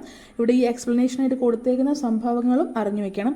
മോണോസോമി, ട്രൈസോമി, ടെട്രാസോമി, ഇതിൻ്റെ എല്ലാത്തിൻ്റെ ആ ഇക്വേഷൻ ഉണ്ടല്ലോ, 2n - 1, 2n + 1, 2n + 2, അതും അറിഞ്ഞു വയ്ക്കണം കേട്ടോ. യെസ്, ഇതാണ് ഒരു നമ്മുടെ അന്യൂപ്ലോയിഡിനെ പറ്റിയിട്ടുള്ള കുറച്ച് കാര്യങ്ങൾ. പൊതുവേ ഈ നോൺ ഡിസ്റ്റിങ്ഷൻ കൊണ്ടിട്ടാണ് ഈ അന്യൂപ്ലോയിഡി പൊതുവേ ഉണ്ടാകുന്നത്. യൂഷ്വലി നോൺ ഡിസ്റ്റിങ്ഷൻ നമ്മൾ തൊട്ട് മുന്നേ പഠിച്ചില്ലേ, അതിൽ നിന്ന് ഉണ്ടാകുന്നതാണ് ഈ അന്യൂപ്ലോയിഡി എന്ന് പറയുന്നത്. അപ്പം മ്യൂസിസിൻ്റെ സമയത്ത് ക്രോമസോംസ് എന്ത് ചെയ്യില്ല, സെപ്പറേറ്റ് ചെയ്യില്ല, അതാണ് നോൺ ഡിസ്റ്റിങ്ഷൻ. അത് നമ്മൾ പറഞ്ഞതാണ്. അതിനകത്ത് നമ്മൾ ഈ അന്യൂപ്ലോയിഡിൽ ഓട്ടോസോംസിൽ എങ്ങനെയാണ് അന്യൂപ്ലോയിഡി സംഭവിക്കുക, അതുവഴി ഉണ്ടാകുന്ന 3 അസുഖങ്ങൾ നമ്മൾ പഠിച്ചു: ഡൗണ്, എഡ്വേർഡ്, പെറ്റാവ് സിൻഡ്രോം. ഇനി സെക്സ് ക്രോമസോമിൽ അന്യൂപ്ലോയിഡി സംഭവിക്കുമ്പോൾ ഉണ്ടാകാൻ സാധ്യതയുള്ള അസുഖങ്ങളാണ് നമ്മൾ പഠിക്കാൻ വേണ്ടി പോകുന്നത്. ഫസ്റ്റ് വൺ ടർണർ സിൻഡ്രോം, തൊട്ട് മുന്നേ പറഞ്ഞതാണ്. അവരുടെ കയ്യിൽ ശരിക്കും 44 + XX വരേണ്ടതായിരുന്നു, ഒരു എക്സ് വന്നില്ല. അപ്പോൾ എന്ത് പറ്റി? 44 + XO, that means 45 chromosome total ഉണ്ടാവും. ആൻഡ് ആ ഫീമെയിൽ പ്രോപ്പറായിട്ട് അവരുടെ റീപ്രൊഡക്റ്റീവ് ഓർഗൻസ് ഒന്നും ഡെവലപ്പ് ചെയ്യില്ല, അവരുടെ ഓവറിയൊക്കെ അത്ര ഡെവലപ്ഡ് ആയിരിക്കത്തില്ല. അങ്ങനെ വരുമ്പോഴത്തേക്ക് അവർക്ക് സ്റ്റെറിലിറ്റി കാണാനായിട്ട് പറ്റും. ഇനി അടുത്തത് ഒരു സിൻഡ്രോമാണ് XXX സിൻഡ്രോം എന്ന് പറയുന്നത്. എന്ന് വെച്ചാൽ 2 എക്സിന് പകരം 3 എക്സ് വന്നു.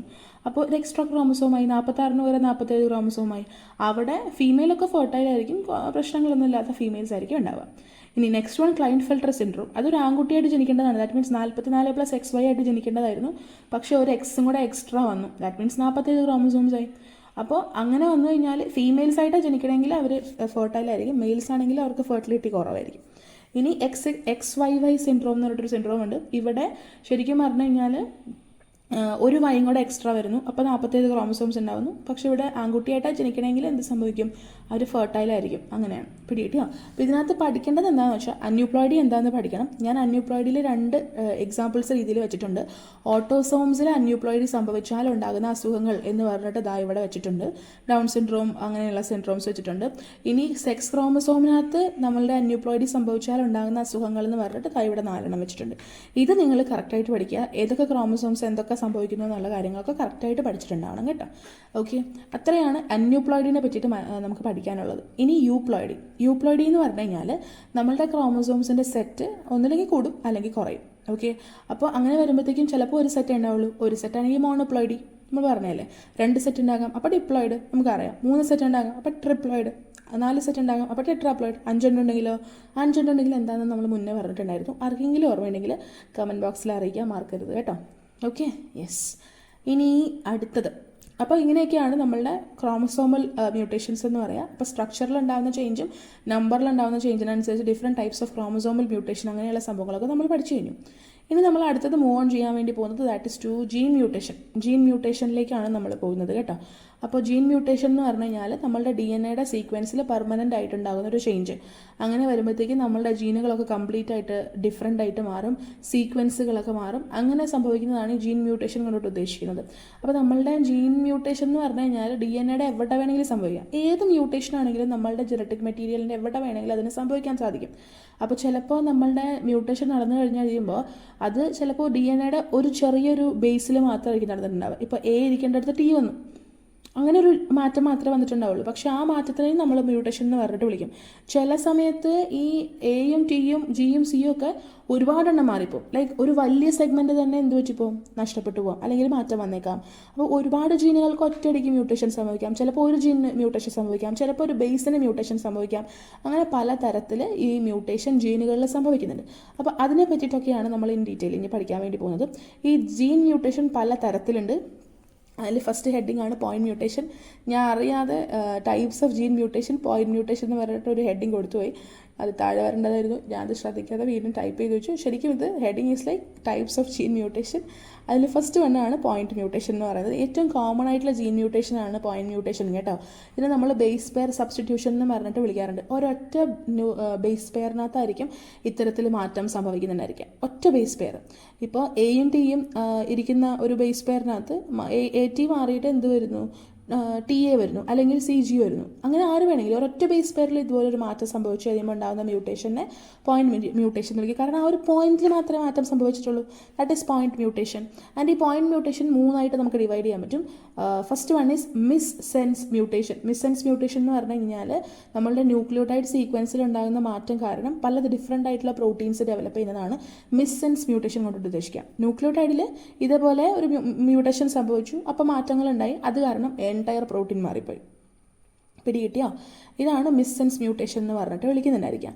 ഇനി രണ്ടാമത്തേതാണ് സൈലൻറ്റ് മ്യൂട്ടേഷൻ എന്ന് പറയുന്നത്. എന്ന് വെച്ചാൽ നമ്മളുടെ ന്യൂക്ലിയോടൈഡിൽ ഒരു മാറ്റം സംഭവിച്ചു. സോ ഒബ്വിയസ്ലി ഈ മ്യൂട്ടേഷൻ കാരണം ന്യൂക്ലിയോടൈഡിൽ ഒരു മാറ്റം ഉണ്ടായി, പക്ഷേ പ്രോട്ടീൻ മാറിയില്ല.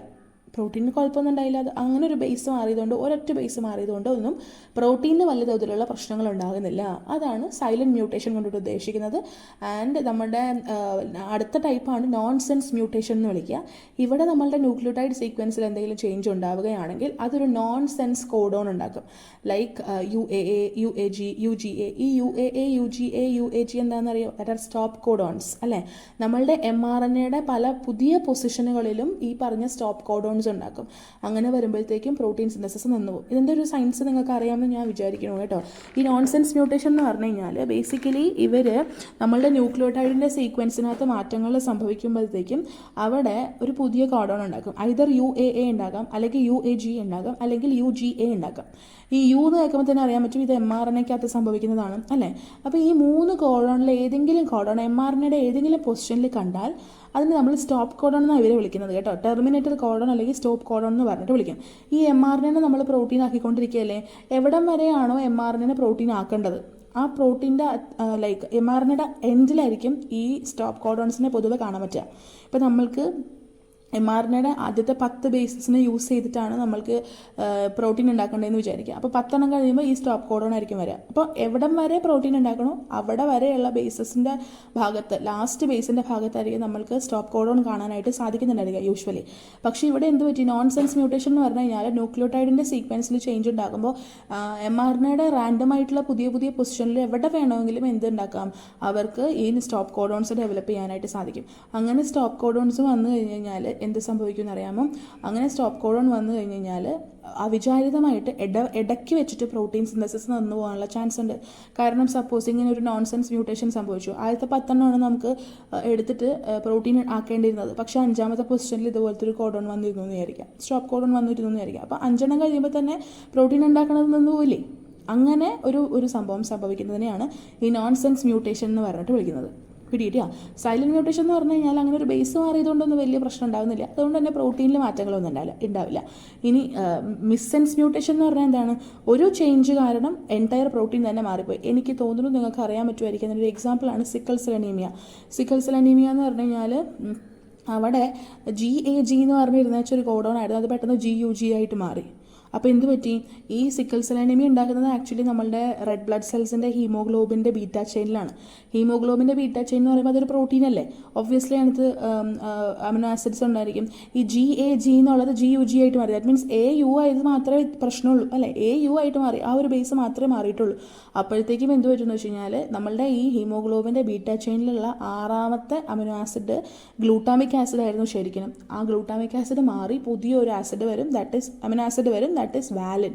6ാമത്തെ പൊസിഷനിൽ ഗ്ലൂട്ടാമിക് ആസിഡ് മാറി അമിനോ ആസിഡ് പുതിയത് വരുവാണ്, ദാറ്റ് ഈസ് വാലിൻ. അങ്ങനെ വരുമ്പോഴത്തേക്കും എന്ത് പറ്റും, കംപ്ലീറ്റ് ഹീമോഗ്ലോബിൻ തകരും. ഹീമോഗ്ലോബിൻ തകർന്ന് കഴിയുമ്പോഴത്തേക്കും ഓക്സിജൻ ക്യാരി ചെയ്യാൻ പറ്റാണ്ടാവും, RBC എല്ലാം ചുരുങ്ങി അരിവാളിൻ്റെ രൂപത്തിലാവും. അവസാനം നമ്മൾക്ക് സിക്കിൾ സെൽ അനീമിയ ആവും. നമ്മളുടെ ഓക്സിജൻ ക്യാരിങ് കപ്പാസിറ്റി കുറയുന്നു. പിന്നെ അത് മാത്രമല്ല നമ്മളുടെ ബ്ലഡിൻ്റെ വെസൽസിൽ പലയിടത്തും ചെന്നിട്ട് ഇത് ക്ലോട്ടായി ബ്ലോക്കായി അങ്ങനത്തെ പ്രശ്നങ്ങളായിട്ട് മാറും. ഒരു ചെറിയൊരു ബേസിനുണ്ടായ വ്യത്യാസമാണ് ഈ പല പ്രശ്നങ്ങൾക്കും കാരണം ഈ ഗ്ലൂട്ടാമിക് ആസിഡ് ഇരിക്കേണ്ടടുത്ത് വാലൻ ഗിയർ ഇരുന്നപ്പോഴത്തേക്കും കംപ്ലീറ്റ് പ്രോട്ടീൻ മാറിയില്ലേ, അമിനോ ആസിഡ് മാറി, പ്രോട്ടീൻ മാറി, കംപ്ലീറ്റ് ചേഞ്ച്. അതിനെയാണ് നമ്മൾ എന്ത് വിളിക്കുക, we call it as missense mutation. അപ്പോൾ മിസ്സെൻസിന് എക്സാമ്പിളായിട്ട് നമുക്ക് ഈ സിക്കിൾ സെൽ അനീമിയ ഒക്കെ പറയാൻ പറ്റും കേട്ടോ. അപ്പോൾ നിങ്ങൾക്ക് ഈ പോയിന്റ് മ്യൂട്ടേഷൻ്റെ ടൈപ്സ് മനസ്സിലായി എന്ന് ഞാൻ വിചാരിക്കണം. ഇനി നെക്സ്റ്റ് ആണ് ഫ്രെയിം ഷിഫ്റ്റ് മ്യൂട്ടേഷൻ. രണ്ടാമത്തെ ടൈപ്പാണ് ഫ്രെയിം ഷിഫ്റ്റ് മ്യൂട്ടേഷൻ എന്ന് പറയുന്നത്. ഇവിടെ എന്താ സംഭവിക്കുക എന്ന് പറഞ്ഞു കഴിഞ്ഞാൽ നമ്മളുടെ മ്യൂട്ടേഷൻ സംഭവിക്കുന്നത് ബേസ് പെയറിലാണ്. ബേസ് പെയർ അഡീഷണൽ ആയിട്ട് വരികയോ ഡിലീറ്റഡ് ആവുകയോ ചെയ്യുന്നു. അങ്ങനെ വരുമ്പോഴത്തേക്കും നമ്മളുടെ ആ ഒരു ജനറ്റിക് കോഡ് ഉണ്ടല്ലോ, അതിൻ്റെ ട്രാൻസ്ലേഷനിൽ ഭയങ്കരമായിട്ട് മാറ്റങ്ങൾ വരും. ട്രാൻസ്ലേഷൻ എന്ന് പറഞ്ഞു കഴിഞ്ഞാൽ പ്രോട്ടീൻ ഉണ്ടാക്കുന്ന പരിപാടിയിൽ കുറേയധികം മാറ്റങ്ങൾ വരും, റീഡിംഗ് ഫ്രെയിമിൽ മാറ്റം വരും, അങ്ങനത്തെ പ്രശ്നങ്ങൾ സംഭവിക്കുന്നു. ഇതിനെയാണ് നമ്മൾ ഫ്രെയിം ഷിഫ്റ്റ് മ്യൂട്ടേഷൻ എന്ന് പറഞ്ഞിട്ട് വിളിക്കാം. ഞാൻ നേരത്തെ പറഞ്ഞത് ഓർക്കുന്നുണ്ടോ, AUGC എന്നിരുന്നിരുന്ന ഒരു mRNA ആണെന്ന് വിചാരിക്കുക. AUGC എന്നാണ് അതിൻ്റെ ബേസസ് ഇരിക്കുന്നതെന്ന് വിചാരിക്കുക. അതിനകത്ത് യു ഡിലീറ്റ് ആയിപ്പോയി കഴിഞ്ഞാൽ നമ്മളതിനെ എന്ത് വായിക്കും, AGC. അപ്പോൾ AUG എന്ന് പറഞ്ഞ കോഡോൺ അനുസരിച്ച് അമിനോ ആസിഡ് വരേണ്ടതായിരുന്നു, പക്ഷേ ഇപ്പോൾ ആര് അനുസരിച്ച് വരുള്ളൂ, AGC അനുസരിച്ച് വരുള്ളൂ. അപ്പോൾ അമിനോ ആസിഡ് മാറും.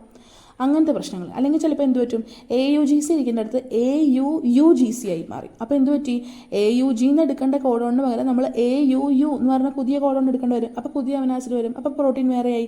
അപ്പോൾ ഇങ്ങനത്തെ പ്രശ്നങ്ങൾ റീഡിംഗ് ഫ്രെയിമിനകത്ത് കംപ്ലീറ്റ് മാറ്റങ്ങൾ ഉണ്ടാകുന്നു. അതിന് കാരണം നമ്മളുടെ ബേസ് പെയർസ് അഡീഷണൽ ആയിട്ട് വരികയോ ഡിലീറ്റഡ് ആയി പോവുകയോ ചെയ്യുന്നതാണ്.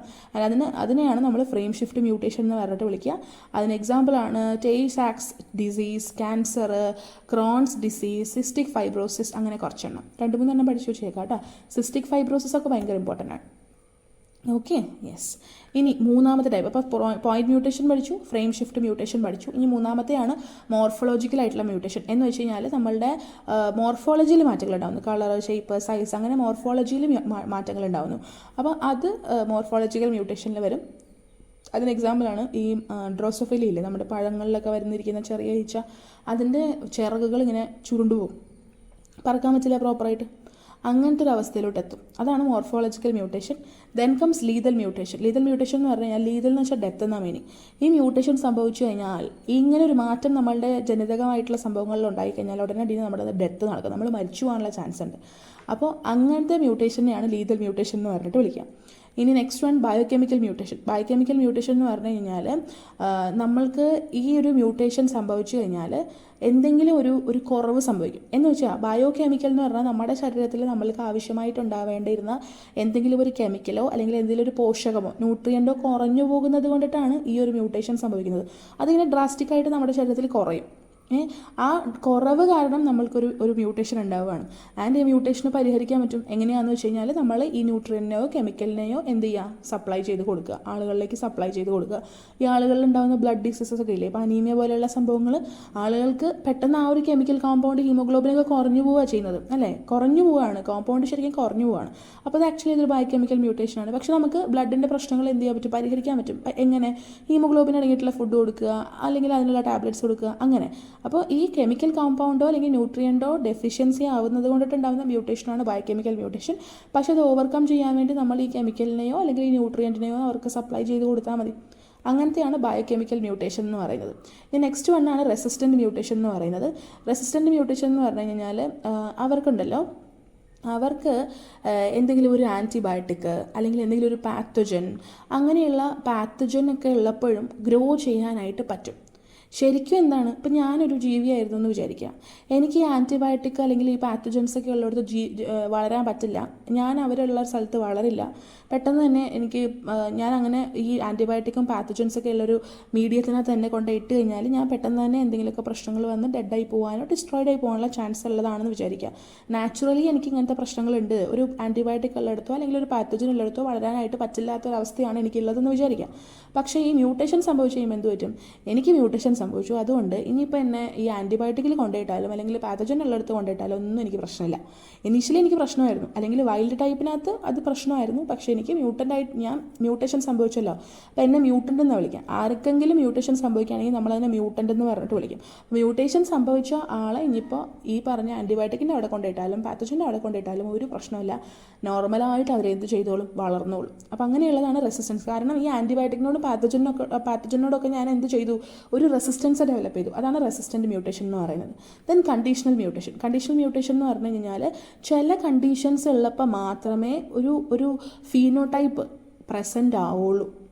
പിടികിട്ടിയ ചില കണ്ടീഷൻസ് ഉള്ളപ്പോൾ മാത്രമേ ഒരു ഫീനോടൈപ്പ് പ്രസൻ്റ് ആവുള്ളൂ. അത് നോർമൽ ഫീനോടൈപ്പ് അല്ല, മ്യൂട്ടേഷൻ സംഭവിച്ചപ്പോൾ ഉണ്ടായിട്ടുള്ള ഫീനോടൈപ്പ്. ഇപ്പോൾ സപ്പോസ് എനിക്ക് കറണ്ട് അടിച്ചിട്ട് മ്യൂട്ടേഷൻ സംഭവിച്ചു എന്ന് വിചാരിക്കുക. കറണ്ട് അടിക്കുമ്പോൾ ആളുകൾക്ക് മ്യൂട്ടേഷൻ സംഭവിക്കാറുണ്ട് കേട്ടോ. കറണ്ട് അടിച്ച് മ്യൂട്ടേഷൻ സംഭവിച്ചു എന്ന് വിചാരിക്കാം. ആൻഡ് എൻ്റെ സ്കിന്നിൻ്റെ കളറൊക്കെ പോയി എന്ന് വിചാരിക്കുക. ഞാൻ ഭയങ്കര വൈറ്റ് കളറായി എന്ന് വിചാരിക്കുക. പക്ഷേ അത് എപ്പോഴും എൻ്റെ ബോഡിയിൽ കാണില്ല. ചില കണ്ടീഷൻസ് കിട്ടുമ്പോൾ മാത്രം, ചിലപ്പോൾ ഹൈ ടെമ്പറേച്ചർ, ഭയങ്കര ചൂടുള്ളപ്പോൾ, അല്ലെങ്കിൽ ഭയങ്കര തണുപ്പുള്ളപ്പോൾ, അല്ലെങ്കിൽ pH എന്തെങ്കിലും മാറ്റങ്ങളുള്ളപ്പോൾ, അല്ലെങ്കിൽ നമ്മുടെ ബോഡിയിൽ ഇങ്ങനെ വേറെ എന്തെങ്കിലും ചേഞ്ചസ് നടന്നുകൊണ്ടിരിക്കും. അപ്പോൾ എന്തെങ്കിലും ഒരു കണ്ടീഷൻ ഉള്ള സമയത്ത് മാത്രം രൂപപ്പെടുന്ന അല്ലെങ്കിൽ എക്സ്പ്രസ് ചെയ്യപ്പെടുന്ന തരത്തിലുള്ള ഒരു ഫീനോടൈപ്പ്, അതാണ് കണ്ടീഷണൽ മ്യൂട്ടേഷൻ എന്ന് വിളിക്കുക. ആ മ്യൂട്ടേഷൻ സംഭവിച്ചു, എനിക്കങ്ങനെ ഒരു മാറ്റം ഉണ്ടായിട്ടുണ്ട്, പക്ഷേ എല്ലായ്പ്പോഴും പ്രകടമാവില്ല, ചില സാഹചര്യങ്ങളിൽ മാത്രമേ പ്രകടമാവുള്ളൂ എന്നുള്ളതാണ്. പിടികിട്ടിയോ? ആൻഡ് നമ്മളുടെ ഈ പറഞ്ഞ ഒരു കണ്ടീഷണൽ മ്യൂട്ടേഷനൊക്കെ ഭയങ്കര റെയറായിട്ടാണ് നമ്മളുടെ ബോഡിയിലൊക്കെ നടക്കുന്നുണ്ടായിരിക്കും കേട്ടോ. വളരെ റെയറായിട്ടാണ് നമ്മുടെ ബോഡിയിൽ നടക്കില്ല. അങ്ങനെ കാര്യമായിട്ടൊന്നും നമ്മൾ കണ്ടീഷണൽ മ്യൂട്ടേഷൻസ് ഒന്നും കണ്ടിട്ടില്ല. പിടികിട്ടിയോ? ഇനി നോർമൽ കണ്ടീഷൻ ആയിരിക്കുമ്പോൾ നമ്മളിതിനെ പെർമിസീവ് കണ്ടീഷൻ എന്ന് പറഞ്ഞിട്ടാണ് വിളിക്കുക. ആൻഡ് ആ ഒരു കാര്യം നിങ്ങളൊന്ന് ഓർത്ത് വെച്ചാൽ മതി. പെർമിസീവ് കണ്ടീഷൻ എന്ന് പറഞ്ഞിട്ട് നമ്മളതിനെ വിളിക്കലുണ്ട് എന്നുള്ളൊരു കാര്യം ഓർത്ത് വെച്ചേക്കാം. ഓക്കെ, ഇനി നെക്സ്റ്റ് വണ്ണാണ് somatic and germinal mutation. Somatic and germinal mutation എന്ന് പറഞ്ഞു കഴിഞ്ഞാൽ നമ്മളുടെ ജീവി ഡെവലപ്പ് ചെയ്യുന്ന സാഹചര്യത്തിൽ എപ്പോൾ വേണമെങ്കിലും ഡെവലപ്പ് ചെയ്യാം. അപ്പോൾ അങ്ങനെ വരുമ്പോഴത്തേക്കും ഈ ഡെവലപ്പ് ചെയ്യുന്ന സമയത്ത് അവരുടെ ഡെവലപ്മെൻറ്റിൻ്റെ ഏത് സാഹചര്യത്തിൽ വേണമെങ്കിലും മ്യൂട്ടേഷൻ സംഭവിക്കാം, അല്ലേ? ഡെവലപ്മെൻറ്റിൻ്റെ ഏത് സാഹചര്യത്തിൽ വേണമെങ്കിലും മ്യൂട്ടേഷൻ സംഭവിക്കാം. അപ്പോൾ ഒരു ജീവിയുടെ സൊമാറ്റിക് സെൽസിൽ അല്ലെങ്കിൽ അവരുടെ റീപ്രൊഡക്റ്റീവ് സെൽസ് ഒഴിച്ച് ബാക്കിയുള്ള സെൽസിലൊക്കെയാണ് മ്യൂട്ടേഷൻ സംഭവിച്ചതെന്ന് വിചാരിക്കുക. അങ്ങനെ വരുമ്പോഴത്തേക്കും ഈ പറഞ്ഞ പോലെ എന്ത് സംഭവിക്കുമെന്ന് വെച്ച് കഴിഞ്ഞാൽ അവർ റീപ്രൊഡ്യൂസ് ചെയ്ത് പുതിയ സെൽസ് ഉണ്ടാകുന്ന സമയത്ത് കംപ്ലീറ്റ് പുതിയ ഓർഗാനിസം മ്യൂട്ടേഷൻ ഉണ്ടാക്കാനുള്ള ചാൻസ് ഒന്നുമില്ല. അപ്പം ഈ പറഞ്ഞ പോലെ നമ്മളുടെ സൊമാറ്റിക് സെൽസിന് മ്യൂട്ടേഷൻ സംഭവിച്ചു, പക്ഷെ അത് അടുത്ത ജനറേഷനിലോട്ട് പാസ് ചെയ്ത് പോകാനുള്ള ചാൻസ് കുറവാണ്. അതുകൊണ്ടാണ് പുതിയതായിട്ട് ഉണ്ടായിട്ടുള്ള ഓർഗാനിസം കംപ്ലീറ്റ്ലി മ്യൂട്ടേഷൻ നടന്നിട്ടുള്ള ഓർഗാനിസം ആയിരിക്കില്ല എന്ന് ഞാൻ പറഞ്ഞത്. ഇനി അതല്ല, സെക്ഷലി റീപ്രൊഡ്യൂസ് ചെയ്യാതെ വെജിറ്റേറ്റീവ് ആയിട്ടുള്ള എന്തെങ്കിലും മാർഗ്ഗത്തിലൂടെയാണ് ഈ മ്യൂട്ടേഷൻ സംഭവിച്ച ജീവി റീപ്രൊഡ്യൂസ് ചെയ്തതെന്ന് വിചാരിക്കുക. വെജിറ്റേറ്റീവ് മാർഗ്ഗങ്ങളിൽ കൂടെ റീപ്രൊഡ്യൂസ് ചെയ്തുവെങ്കിൽ സ്വാഭാവികമായിട്ടും പുതിയതായിട്ടുണ്ടാകുന്ന ഇൻഡിവിജ്വലിന് എന്തുണ്ടായിരിക്കും? മ്യൂട്ടേഷൻ സംഭവിച്ചിട്ടുണ്ടായിരിക്കും. കാരണം വെജിറ്റേറ്റീവ് അല്ലേ. എന്ന് വെച്ചാൽ അവിടെ നമ്മൾ ഈ റീപ്രൊഡക്റ്റീവ് ആയിട്ടുള്ള സെൽസിനൊന്നും യൂസ് ചെയ്യുന്നില്ല, സൊമാറ്റിക് സെൽസിനെ യൂസ് ചെയ്യുക. അപ്പോൾ അങ്ങനെ നടക്കുന്ന മ്യൂട്ടേഷനെയാണ് നമ്മൾ സൊമാറ്റിക് മ്യൂട്ടേഷൻ എന്ന് പറഞ്ഞിട്ട് വിളിക്കുക. പിടികിട്ടിയോ? ഇനി നമ്മുടെ ജേം സെൽസ് അല്ലെങ്കിൽ നമ്മളുടെ റീപ്രൊഡക്റ്റീവ് സെൽസിലൊക്കെ എന്തെങ്കിലും തരത്തിലുള്ള മ്യൂട്ടേഷനുകൾ ഉണ്ടാവുകയാണെങ്കിൽ അത് സ്വാഭാവികമായിട്ടും അടുത്ത ഓർഗാനിസത്തിലേക്ക് പാസ് ചെയ്തു പോകും. അതിപ്പോൾ സെക്ഷലി റീപ്രൊഡ്യൂസ് ചെയ്താലും എങ്ങനെ റീപ്രൊഡ്യൂസ് ചെയ്താലും ഒക്കെ പാസ് ചെയ്തു പോകും. അതിനെയാണ് നമ്മൾ ജെർമിനൽ മ്യൂട്ടേഷൻ എന്ന് പറഞ്ഞിട്ട് വിളിക്കുക. അപ്പോൾ മനസ്സിലാക്കേണ്ട ഒരു ഡിഫറൻസ് എന്താണെന്ന് പറഞ്ഞു കഴിഞ്ഞാൽ, സൊമാറ്റിക് മ്യൂട്ടേഷൻ എന്ന് പറഞ്ഞാൽ നമ്മുടെ സൊമാറ്റിക് സെൽസിൽ നടക്കുന്നു. യൂഷ്വലി നമ്മൾ സെക്ഷലി റീപ്രൊഡ്യൂസ് ചെയ്യുന്ന പോലെ റീപ്രൊഡ്യൂസ് ചെയ്താൽ ഈ മ്യൂട്ടേഷൻ അടുത്ത ജനറേഷനിൽ പ്രകടമാവില്ല. എന്ന സ്ഥാനത്ത് നമ്മൾ വെജിറ്റേറ്റീവ്ലി റീപ്രൊഡ്യൂസ് ചെയ്ത് കഴിഞ്ഞാൽ ഈ ഒരു സംഭവം പ്രകടമാകും. ഇതിനെയാണ് നമ്മൾ സൊമാറ്റിക് മ്യൂട്ടേഷൻ എന്ന് പറഞ്ഞിട്ട് വിളിക്കുന്നത്. ഇനി നെക്സ്റ്റ് വൺ എന്താണ്? ജെർമിനൽ സെൽസിൽ നടക്കുന്ന മ്യൂട്ടേഷൻ. ദാറ്റ് മീൻസ് നമ്മളുടെ റീപ്രൊഡക്റ്റീവ് സെൽസിൽ മ്യൂട്ടേഷൻ നടന്നു. അപ്പോൾ സ്വാഭാവികമായിട്ടും നമ്മളുടെ അടുത്ത ജനറേഷൻ ഉണ്ടാകുമ്പോൾ അവർക്കും ആ മ്യൂട്ടേഷനായിട്ടായിരിക്കും അവർ ജനിക്കുന്നത്. ഇതിനെയാണ് നമ്മൾ ജെർമിനൽ മ്യൂട്ടേഷൻ എന്ന് പറഞ്ഞിട്ട് വിളിച്ചത്. പിടികിട്ടിയോ? ഇനി last one, that is suppressor mutation. Gene മ്യൂട്ടേഷനിൽ ഏറ്റവും ലാസ്റ്റ് വൺ ആണ് കേട്ടോ. ഇവിടെ എന്ന് പറഞ്ഞു കഴിഞ്ഞാൽ നമ്മളുടെ മ്യൂട്ടേഷൻ നടന്നിട്ട് ഉണ്ടായിട്ടുള്ള ഫീനോടൈപ്പ് ഉണ്ടല്ലോ, അത് നമ്മൾക്ക് റിവേഴ്സ് ചെയ്യാൻ പറ്റും. ആൻഡ് അത് റിവേഴ്സ് ചെയ്ത് പണ്ടുണ്ടായിരുന്ന ഒറിജിനലായിട്ടുള്ള ആ ഫീനോടൈപ്പിനെ നമുക്ക് തിരിച്ചു കൊണ്ടുവരാൻ പറ്റും. അത്തരത്തിലുള്ള മ്യൂട്ടേഷനെയാണ് നമ്മൾ സപ്രസർ മ്യൂട്ടേഷൻ എന്ന് പറഞ്ഞിട്ട് വിളിക്കുന്നത്. അപ്പോൾ എന്ത് പറ്റിയെന്ന് വെച്ച് കഴിഞ്ഞാൽ നമ്മളുടെ മ്യൂട്ടേഷൻ സംഭവിച്ചു, നമുക്കൊരു പുതിയ ഫീനോടൈപ്പ് ഉണ്ടായി. വീണ്ടും ഒരു മ്യൂട്ടേഷനും കൂടെ സംഭവിക്കും. അങ്ങനെ സംഭവിച്ചു കഴിയുമ്പോഴത്തേക്കും രണ്ടാമതൊരു മ്യൂട്ടേഷനും കൂടെ സംഭവിച്ചു കഴിയുമ്പോഴത്തേക്കും ആദ്യം ഉണ്ടായ മ്യൂട്ടേഷൻ അത് ന്യൂട്രലൈസ് ചെയ്ത് കളയും. അങ്ങനെയാണ് നമ്മൾ ആ പഴയ സംഭവത്തിലോട്ട് നമ്മൾ തിരിച്ചു വരുന്നത്. സപ്പോസ് ഫോർ എക്സാമ്പിൾ എനിക്ക് ജനിച്ചപ്പോൾ കറുത്ത മുടിയായിരുന്നു എന്ന് വിചാരിക്കാം. ഇടക്കാലത്ത് വെച്ചിട്ട് എനിക്ക് എന്ത് സംഭവിച്ചു, ഒരു മ്യൂട്ടേഷൻ സംഭവിച്ചു, എൻ്റെ മുടിയെല്ലാം വെളുത്തു പോയി എന്ന് വിചാരിക്കാം. ഓക്കെ, ആൻഡ് വീണ്ടും ഇടക്കാലത്ത് വെച്ചൊരു മ്യൂട്ടേഷൻ സംഭവിച്ചു. കുറച്ച് കാലം ഞാൻ വെള്ളമുടിയൊക്കെ ആയിട്ട് നടന്നു. ഇടക്കാലത്ത് വെച്ച് വീണ്ടും എനിക്കൊരു മ്യൂട്ടേഷൻ, രണ്ടാമതൊരു മ്യൂട്ടേഷൻ കൂടെ സംഭവിച്ചു. അങ്ങനെ വരുമ്പോഴത്തേക്ക് എന്ത് പറ്റി, ഈ രണ്ടാമത്തെ മ്യൂട്ടേഷൻ കുറച്ച് പവർഫുൾ ആയിരുന്നു. അപ്പോൾ ആദ്യം നടന്ന ആ മ്യൂട്ടേഷൻ അത് ന്യൂട്രലൈസ് ചെയ്ത് കളഞ്ഞു. ന്യൂട്രലൈസ് ചെയ്ത് കളഞ്ഞു എന്ന് പറഞ്ഞാൽ എന്താ, എൻ്റെ ശരീരത്തിൽ നിന്ന് വെള്ളമുടികളെല്ലാം അത് മാറ്റും അല്ലേ, നീക്കം ചെയ്യും. എന്നിട്ട് എന്ത് പറ്റും, പഴയ അവസ്ഥയിലോട്ട് തന്നെ തിരിച്ചു കൊണ്ടുവരും. ദാറ്റ് മീൻസ് ബ്ലാക്ക് മുടിയിലോട്ട് ഞാൻ തിരിച്ചു വരികയാണ്. അപ്പോൾ ആദ്യം ഒരു മ്യൂട്ടേഷൻ നടക്കുന്നതിന് മുന്നുള്ളൊരു അവസ്ഥ ഉണ്ടായിരുന്നു, അതിലേക്ക് തന്നെ നമ്മൾ തിരിച്ചു വരാണ്. കാരണം ഉണ്ടായ മ്യൂട്ടേഷൻ സപ്രസ് ചെയ്യാൻ നമുക്ക് പറ്റി, ഉണ്ടായ മ്യൂട്ടേഷനെ ന്യൂട്രലൈസ് ചെയ്യാൻ നമുക്ക് പറ്റി. അതുകൊണ്ടാണ് നമുക്ക് പഴയ ആ ഒരു വൈൽഡ് ആയിട്ടുള്ള ഫിനോടൈപ്പിലോട്ട് തിരിച്ചു വരാൻ പറ്റുന്നത്. അങ്ങനെ സപ്രസ് ചെയ്യാൻ പറ്റുന്ന മ്യൂട്ടേഷൻസിനെയാണ് നമ്മൾ സപ്രസർ മ്യൂട്ടേഷൻ എന്ന് പറഞ്ഞിട്ട് വിളിക്കുന്നുണ്ടായിരിക്കും. പിടി കിട്ടിയോ? ഇതാണ് സപ്രസർ മ്യൂട്ടേഷൻ. ഇത്രയുമാണ് നമ്മളുടെ ജീൻ മ്യൂട്ടേഷൻ്റെ ടൈപ്സ്. ഒരെണ്ണം കൂടിയുണ്ട്, ഒരെണ്ണം കൂടിയുണ്ട്, സ്പോണ്ടേനിയസും ഇൻഡ്യൂസ്ഡ് ആയിട്ടുള്ള മ്യൂട്ടേഷൻ. ഒരെണ്ണം കൂടിയാണെന്ന് തോന്നുന്നു, ഒരു മിനിറ്റ് നോക്കിയേക്കട്ടെ. ഒരെണ്ണം കൂടിയാണുള്ളത്. Okay, spontaneous and induced mutation. Spontaneous mutation എന്ന് പറഞ്ഞാൽ നിങ്ങൾക്ക് കേൾക്കുമ്പോൾ തന്നെ മനസ്സിലാവും, എന്തെങ്കിലും കാരണം കൊണ്ട് അവിചാരിതമായിട്ട് നമ്മളുടെ ശരീരത്തിൽ ഉണ്ടാകുന്ന സ്പോണ്ടേനിയസ് ആയിട്ടുള്ള മ്യൂട്ടേഷൻസ്, അതിനെയാണ് നമ്മൾ സ്പോണ്ടേനിയസ് ആയിട്ടുള്ള മ്യൂട്ടേഷൻ എന്ന് വിളിക്കുക. പെട്ടെന്നുണ്ടാകുന്നത്, അത്രയേ ഉള്ളൂ. കാരണങ്ങൾ പലതാകാം, എന്തൊക്കെ കാരണങ്ങളാണെന്നുള്ളത് നമ്മൾ പഠിക്കും. ഇനി ഇൻഡ്യൂസ്ഡ് മ്യൂട്ടേഷൻ എന്ന് പറഞ്ഞാൽ എന്താണ്, നമ്മൾ എന്തെങ്കിലുമൊക്കെ കെമിക്കൽസോ അല്ലെങ്കിൽ എന്തെങ്കിലും ഒരു സബ്സ്റ്റൻസ് യൂസ് ചെയ്ത് ഈ മ്യൂട്ടേഷനെ നമ്മുടെ ബോഡിയിൽ ഇൻഡ്യൂസ് ചെയ്യുകയാണ്. ഓക്കെ, അപ്പം സപ്പോസ് ഫോർ എക്സാമ്പിൾ വളരെ ഹൈപ്പോത്തറ്റിക്കലായിട്ട് ഈ എക്സാമ്പിൾസ് ഒക്കെ എടുക്കുക കേട്ടോ. ഇപ്പോൾ സപ്പോസ് എനിക്ക് വളരെ നോർമലായിട്ടുള്ളൊരു സ്കിന്നായിരുന്നു എന്ന് വിചാരിക്കാം. എനിക്ക് വെള്ളപ്പാണ്ട് വേണമെന്ന് തോന്നി, വെള്ളപ്പാണ്ട് ട്രെൻഡിങ് ആയി ഇപ്പോൾ വെള്ളപ്പാണ്ട് വേണമെന്ന് എനിക്ക് തോന്നിയെന്നിരിക്കാം. അപ്പോൾ അത് എൻ്റെ ശരീരത്തിൽ വരുത്താൻ വേണ്ടിയിട്ടും എൻ്റെ പിള്ളേർക്ക് ഉണ്ടാകാൻ വേണ്ടിയിട്ട് ഞാൻ എന്ത് ചെയ്തു, എൻ്റെ ബോഡിയിലോട്ട് കുറച്ച് കറണ്ട് അടിച്ചു വിട്ടു. ഇതൊന്നും പോസിബിൾ ആവില്ല, പക്ഷെ എന്നാലും ഒന്ന് ആലോചിക്കുക അങ്ങനെ. അപ്പോൾ ഞാൻ എൻ്റെ ബോഡിയിലോട്ട് കറണ്ട് പാസ് ചെയ്ത് വിട്ടു. സോ ഒബ്വിയസ്ലി മ്യൂട്ടേഷൻ നടക്കും. മ്യൂട്ടേഷൻ നടന്നു കഴിയുമ്പോൾ എന്ത് പറ്റും, എൻ്റെ സ്കിന്നിൻ്റെ കളറെല്ലാം അടിച്ചു പോകും. അപ്പോൾ ഞാൻ എന്ത് ചെയ്തു, ഞാൻ ഈ കറണ്ട് യൂസ് ചെയ്തിട്ട് എൻ്റെ ബോഡിയിലേക്ക് ഈ മ്യൂട്ടേഷനെ ഇൻഡ്യൂസ് ചെയ്യുകയാണ് ചെയ്തത് അല്ലേ. അപ്പോൾ അത് ഈ കറണ്ട് ഉപയോഗിച്ച് ചെയ്യാം, അല്ലെങ്കിൽ വേറെ എന്തെങ്കിലും റേഡിയേഷൻസോ കെമിക്കൽസോ അങ്ങനെ പല സാധനങ്ങൾ ഉപയോഗിച്ച് നമുക്ക് ഈ മ്യൂട്ടേഷനെ ഇൻഡ്യൂസ് ചെയ്യാൻ പറ്റും. ആർട്ടിഫിഷ്യലി നമ്മളത് ക്രിയേറ്റ് ചെയ്തതാണ് അല്ലേ. അങ്ങനെയുള്ള മ്യൂട്ടേഷൻസിനെയാണ് നമ്മൾ ഇൻഡ്യൂസ്ഡ് മ്യൂട്ടേഷൻസ് എന്ന് പറഞ്ഞിട്ട് വിളിക്കേണ്ടായിരിക്കും കേട്ടോ. അപ്പോൾ ഇതും കൂടെ ഉണ്ട് നമ്മളുടെ ജീൻ മ്യൂട്ടേഷൻ്റെ ടൈപ്പിൽ. അപ്പോൾ ഒരുപാട് ടൈപ്സ് ഉണ്ട്. അത് ക്രോമസോമൽ മ്യൂട്ടേഷൻസിലുണ്ട്, ഈ ജീൻ മ്യൂട്ടേഷൻസിലുണ്ട്. ഇതെല്ലാം സിമ്പിൾ കാര്യങ്ങളാണ്, കാര്യമായിട്ട് ഓർത്ത് വെച്ചാൽ മതി. എക്സാമ്പിൾസും കാര്യങ്ങളും എങ്ങനെ ഇത് വർക്ക് ചെയ്യുന്നുള്ള കാര്യം ഒന്ന് ഓർത്ത് വെച്ചാൽ മതിയാവും. Okay, yes. അപ്പോൾ ഇങ്ങനെയൊക്കെയാണ് കഥകൾ. ഇനി മ്യൂട്ടേഷൻ്റെ കോസ്, എന്തൊക്കെയാണ് കാരണങ്ങൾ? മ്യൂട്ടേഷൻ ഉണ്ടാക്കാൻ പല കാരണങ്ങളുണ്ട്. എന്ത് കാരണമായിക്കോട്ടെ, എനിത്തിങ് വിച്ച് ക്രിയേറ്റ്സ് മ്യൂട്ടേഷൻ, എന്ത് സാധനം ആയിക്കോട്ടെ അത് മ്യൂട്ടേഷൻ ഉണ്ടാക്കുന്നുണ്ടെങ്കിൽ നമ്മളതിനെ മ്യൂട്ടജൻ എന്ന് പറഞ്ഞിട്ട് വിളിക്കും. നമ്മളതിനെ എന്ത് വിളിക്കും, മ്യൂട്ടജൻ എന്ന് പറഞ്ഞിട്ട് വിളിക്കും. ഫിസിക്കലായിട്ടുള്ള പല കാര്യങ്ങളും മ്യൂട്ടേഷൻ ഉണ്ടാക്കുന്നുണ്ട്, കെമിക്കലായിട്ടുള്ള പല കാര്യങ്ങളൊക്കെ മ്യൂട്ടേഷൻ ഉണ്ടാക്കുന്നുണ്ട്. അപ്പോൾ ഫിസിക്കൽ ആയിട്ടുള്ള മ്യൂട്ടജൻസ് എന്തൊക്കെയാണെന്നുള്ളത് നോക്കാം. X rays, gamma rays, alpha particle, beta particle, slow ആയിട്ടുള്ള ന്യൂട്രോൺസ്, അൾട്രാവയലറ്റ് റേഡിയേഷൻസ്, അങ്ങനെ പല സാധനങ്ങളുണ്ട്. പല റേഡിയേഷൻസും ഫിസിക്കൽ മ്യൂട്ടജൻസിൻ്റെ കൂട്ടത്തിൽ പെടുന്നതാണ്.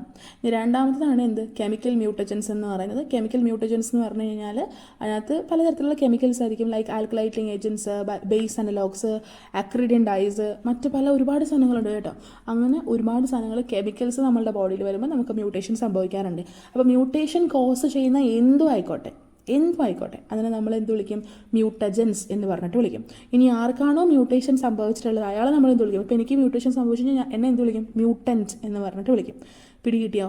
അപ്പോൾ ഇങ്ങനെ. ഇനി സിഗ്നിഫിക്കൻസ് ഓഫ് ദ മ്യൂട്ടേഷൻ.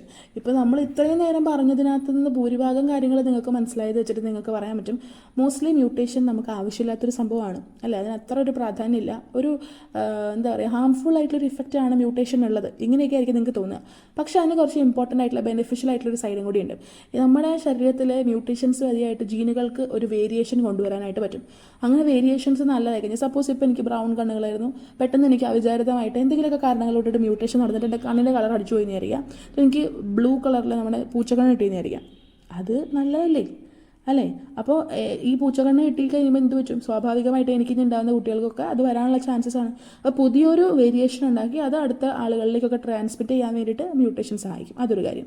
പിന്നെ അത് മാത്രമല്ല ഒരു ജീൻ എങ്ങനെയാണ് നമ്മളുടെ ബോഡിയിലെ സിസ്റ്റത്തിൽ വർക്ക് ചെയ്യുന്നത്, അങ്ങനെയുള്ള കാര്യങ്ങളെ പറ്റിയിട്ട് പറയാൻ വേണ്ടിയിട്ട് മ്യൂട്ടേഷൻ ഹെൽപ്ഫുൾ ആണ്. പിന്നെ അതുപോലെ തന്നെ നമ്മൾക്ക് ക്യാൻസർ അതുപോലെയുള്ള ജനറ്റിക് ഡിസീസസിൻ്റെയൊക്കെ കാര്യങ്ങൾ മനസ്സിലാക്കാൻ വേണ്ടിയിട്ട് മ്യൂട്ടേഷൻ ഹെൽപ്ഫുൾ ആണ് എന്ന് പറയാം. ചിലപ്പോൾ ചില ആളുകൾക്ക് ജനറ്റിക് ആയിട്ടുള്ള ഡിസീസ് ഉണ്ടായിരിക്കും, പെട്ടെന്ന് അവർക്ക് മ്യൂട്ടേഷൻ നടന്നു കഴിയുമ്പോഴത്തേക്കും ഈ ജനറ്റിക് ഡിസീസസ് മാറിപ്പോകുന്ന അവസ്ഥയിൽ വരാറുണ്ട്. പിടികിട്ടിയോ? പിന്നെ അതുപോലെ തന്നെ ഒരു പോപ്പുലേഷനിൽ വ്യതിയാനങ്ങൾ ഇൻക്രീസ് ചെയ്യാൻ വേണ്ടിയിട്ട് ഒബ്വിയസ്ലി പോപ്പുലേഷനിൽ വ്യതിയാനങ്ങൾ ക്രിയേറ്റ് ആവുന്നതിന് ഒരു പ്രധാനപ്പെട്ട റീസൺ മ്യൂട്ടേഷൻ തന്നെയാണ്. ആൻഡ് മ്യൂട്ടേഷൻ എന്തും കൂടെ ചെയ്യും, പയ്യെ അല്ലെങ്കിൽ കുറച്ച് സ്പീഡിൽ സാധാരണ അവസ്ഥേനേക്കാളും നമ്മുടെ ഹ്യൂഗോ ഡിഫ്രിസ് പറഞ്ഞേക്കുന്ന മ്യൂട്ടേഷൻ തിയറിയൊക്കെ അനുസരിച്ചിട്ടാണെങ്കിൽ പെട്ടെന്ന് തന്നെ എന്താ പറയുക എവല്യൂഷനിലേക്ക് എത്താനായിട്ട് മ്യൂട്ടേഷൻ ഒരു കാരണമാണ് അല്ലേ. അപ്പോൾ മ്യൂട്ടേഷൻ വഴിയായിട്ട് നമുക്ക് പുതിയ എന്തെങ്കിലുമൊക്കെ ക്യാരക്ടേഴ്സ് ആൻഡ് ട്രൈറ്റ്സ് ഒക്കെ കിട്ടിയിട്ടുണ്ടെങ്കിൽ അത് നിലനിൽക്കുന്നെങ്കിൽ നമ്മളെ നേച്ചർ സെലക്ട് ചെയ്യും, നമ്മൾ സർവൈവ് ചെയ്യും, അങ്ങനെ എവല്യൂഷനിലോട്ട് നമ്മളെത്തും അല്ലേ. ഇപ്പോൾ സപ്പോസ് എനിക്കോ അല്ലെങ്കിൽ നമ്മൾ കുറച്ച് പേർക്ക് നമ്മൾ ഈ വീഡിയോ കാണുന്ന എല്ലാവർക്കും മ്യൂട്ടേഷൻ സംഭവിച്ചു ബുദ്ധിയുടെ കപ്പാസിറ്റി ഭയങ്കരമായിട്ട് കൂടി എന്ന് വിചാരിക്കാം, ഭയങ്കര കൂടി, നമ്മൾ ഏലിയൻസിനേക്കാളും റോബോട്ടിനേക്കാളും ബുദ്ധിമാന്മാരായി എന്ന് വിചാരിക്കാം. അപ്പോൾ സ്വാഭാവികമായിട്ടും പെട്ടെന്ന് എവല്യൂഷൻ നടക്കും. നമ്മൾക്കുണ്ടാകുന്ന കുട്ടികളൊക്കെ ബുദ്ധി കൂടിയ പിള്ളേരായിരിക്കും അല്ലേ. ബുദ്ധി കൂടിയ പിള്ളേരെന്ന് പറഞ്ഞു കഴിഞ്ഞാൽ അതിനെ നമ്മൾ മനുഷ്യനെന്ന് വിളിക്കില്ല, മനുഷ്യൻ്റെ ബുദ്ധിയുടെ കപ്പാസിറ്റിനേക്കാളും കൂടുതലായിപ്പോയി. ഓക്കെ, അപ്പോൾ അവരെ പുതിയ സ്പീഷീസായിട്ട് നമ്മൾ കൺസിഡർ ചെയ്യും. അങ്ങനെ എന്ത് പറ്റും, പുതിയൊരു സംഭവം തന്നെ ക്രിയേറ്റ് ചെയ്യപ്പെടുകയാണ് എവല്യൂഷൻ വഴിയായിട്ട് അല്ലേ. അപ്പോൾ അങ്ങനെ സ്പീഡിൽ നടക്കും, അതുമാത്രമല്ല എവല്യൂഷനിലോട്ട് അത് ലീഡ് ചെയ്യും. അപ്പോൾ അങ്ങനെയൊക്കെയുള്ള ചില കാര്യങ്ങളുടെ അടിസ്ഥാനത്തിൽ നമ്മൾക്ക് എന്തും കൂടെ പറയാം, മ്യൂട്ടേഷൻ നല്ലതാണ്, മ്യൂട്ടേഷൻ ഒരു നല്ല വശവും കൂടെ ഉണ്ട് എന്നുള്ള രീതിയിൽ പറയാൻ പറ്റും. പിടികിട്ടിയോ? ഇതാണ് സംഭവം. And this is all about mutation. കുറച്ചധികം ഉണ്ടായിരുന്നു അല്ലേ. It's like entire thing about mutation നമ്മൾ പഠിച്ചു. മ്യൂട്ടേഷൻ്റെ ലൈക്ക് ടൈപ്സ്, അതിൻ്റെ കോസ്, സിഗ്നിഫിക്കൻസ്, പല പല കാര്യങ്ങൾ നമ്മൾ പഠിച്ചു. ഇനി ഒരു മോളിക്കുലർ ബേസിസ് ഓഫ് മ്യൂട്ടേഷൻ എന്ന് പറഞ്ഞിട്ടൊരു സംഭവമുണ്ട്. അത് മറ്റേ ടോട്ടോമറിക് ഇഫക്റ്റ് ഒക്കെയാണ്. ഞാൻ ഓർമ്മയുള്ളിടത്തോളം നമ്മൾ ഈ സംഭവം വേറൊരിടത്ത് പഠിക്കുന്നുണ്ട്. അപ്പോൾ അതിൻ്റെ ഒപ്പം നമ്മളത് പഠിച്ചു പോയിക്കോളും, വേറൊരു കോൺസെപ്റ്റിൻ്റെ കൂട്ടത്തിൽ കൂടെ നമ്മളത് പഠിക്കും. അപ്പോൾ അന്നേരം പഠിച്ചു പോകാം. അതുകൊണ്ട് മോളിക്കുലർ ബേസിസ് അത്ര കാര്യമായിട്ട് ഞാൻ അതിനകത്ത് പറയുന്നില്ല. പറഞ്ഞു പോയിട്ടുണ്ട് എങ്ങനെയാണ് ലൈക്ക് സെൽ ലെവലിലൊക്കെ എങ്ങനെയാണ് ഇത് നടക്കുക എന്നുള്ള കാര്യങ്ങൾ പറഞ്ഞു പോയിട്ടുണ്ട്. പക്ഷേ മോളിക്കുലർ ലെവലിൽ ടോട്ടോമറിക് ഇഫക്റ്റ് ഒക്കെ നമ്മൾ ഈ പറഞ്ഞ പോലെ അടുത്തൊരു ടോപ്പിക്കിൻ്റെ ഒപ്പം നമ്മൾ പഠിക്കുന്നുണ്ട്. അത് അവിടെ ഡിസ്കസ് ചെയ്യാമെന്ന് ഞാൻ വിചാരിക്കണം. ഓക്കെ, സോ ഈ ഒരു വീഡിയോക്കകത്ത് നമ്മൾ ബേസിക്കലി ഡിസ്കസ് ചെയ്തത് that was about different types of mutation. Mutation എന്താണെന്ന് ആദ്യം പഠിച്ചു, ക്രോമസോം ജീൻ മ്യൂട്ടേഷൻ്റെ എന്താണെന്ന് പഠിച്ചു, എന്നിട്ട് അതിൻ്റെ പല ഡിഫറെൻ്റ് ആയിട്ടുള്ള ടൈപ്സ് കുറേ എണ്ണം പഠിച്ചു. പിന്നെ നമ്മൾ കോസ് പഠിച്ചു, ദെൻ സിഗ്നിഫിക്കൻസ് പഠിച്ചു, അങ്ങനെയുള്ള കാര്യങ്ങൾ. അപ്പോൾ എല്ലാത്തിൻ്റെയും പേര്, വിവരങ്ങൾ, എങ്ങനെ സംഭവിക്കുന്നു, എപ്പോൾ സംഭവിക്കുന്നു, എന്താണ് അതിൻ്റെ ഇഫക്റ്റ്, എക്സാമ്പിൾസ്, മ്യൂട്ടജൻസിനെ പറ്റിയിട്ടുള്ള കാര്യങ്ങൾ, സിഗ്നിഫിക്കൻസ്, ഇതൊക്കെ നല്ലപടി ഓർത്ത് വയ്ക്കുക, മറന്നു പോകാൻ പാടില്ല. ഓക്കെ, ഇനി എന്തെങ്കിലുമൊക്കെ ഡൗട്ട്സോ സജഷൻസ് ഒക്കെ ഉണ്ടെങ്കിൽ കമൻറ്റ് ബോക്സിലൂടെയോ ഡിസ്ക്രിപ്ഷൻ ബോക്സിൽ എൻ്റെ മെയിൽ ID ഒക്കെ പ്രൊവൈഡ് ചെയ്തിട്ടുണ്ട്, അതിൽ കൂടെയോ നിങ്ങൾക്ക് തന്നെ അറിയിക്കാം. ആൻഡ് ഇത്രയൊക്കെയാണ് എനിക്കിന്ന് പറയാനുള്ളത്. അപ്പോൾ ആരും സൺഡേയിലെ 18th of May സൺഡേയിലെ നമ്മളുടെ എക്സാമിൻ്റെ കാര്യം, ടെസ്റ്റിൻ്റെ കാര്യമൊന്നും മറന്നേക്കരുത്. എല്ലാവരും കറക്റ്റ് ടൈമിൽ എത്തുക. ഓക്കെ, ആൻഡ് നിങ്ങളുടെ ഫീഡ്ബാക്സൊക്കെ എഴുതി അറിയിക്കുക. അത്രയേ ഉള്ളൂ ഇന്നത്തേക്ക്. അടുത്തൊരു വീഡിയോയിൽ വീണ്ടും വരാം. സൺഡേ അപ്പോൾ എക്സാം ആയതുകൊണ്ട് വേറെ സ്പെഷ്യൽ വീഡിയോ ഒന്നുമില്ല. മൺഡേ വീഡിയോ ആയിട്ട് വരുന്നതായിരിക്കും. അതുവരെ ബൈ ബൈ. Thank you.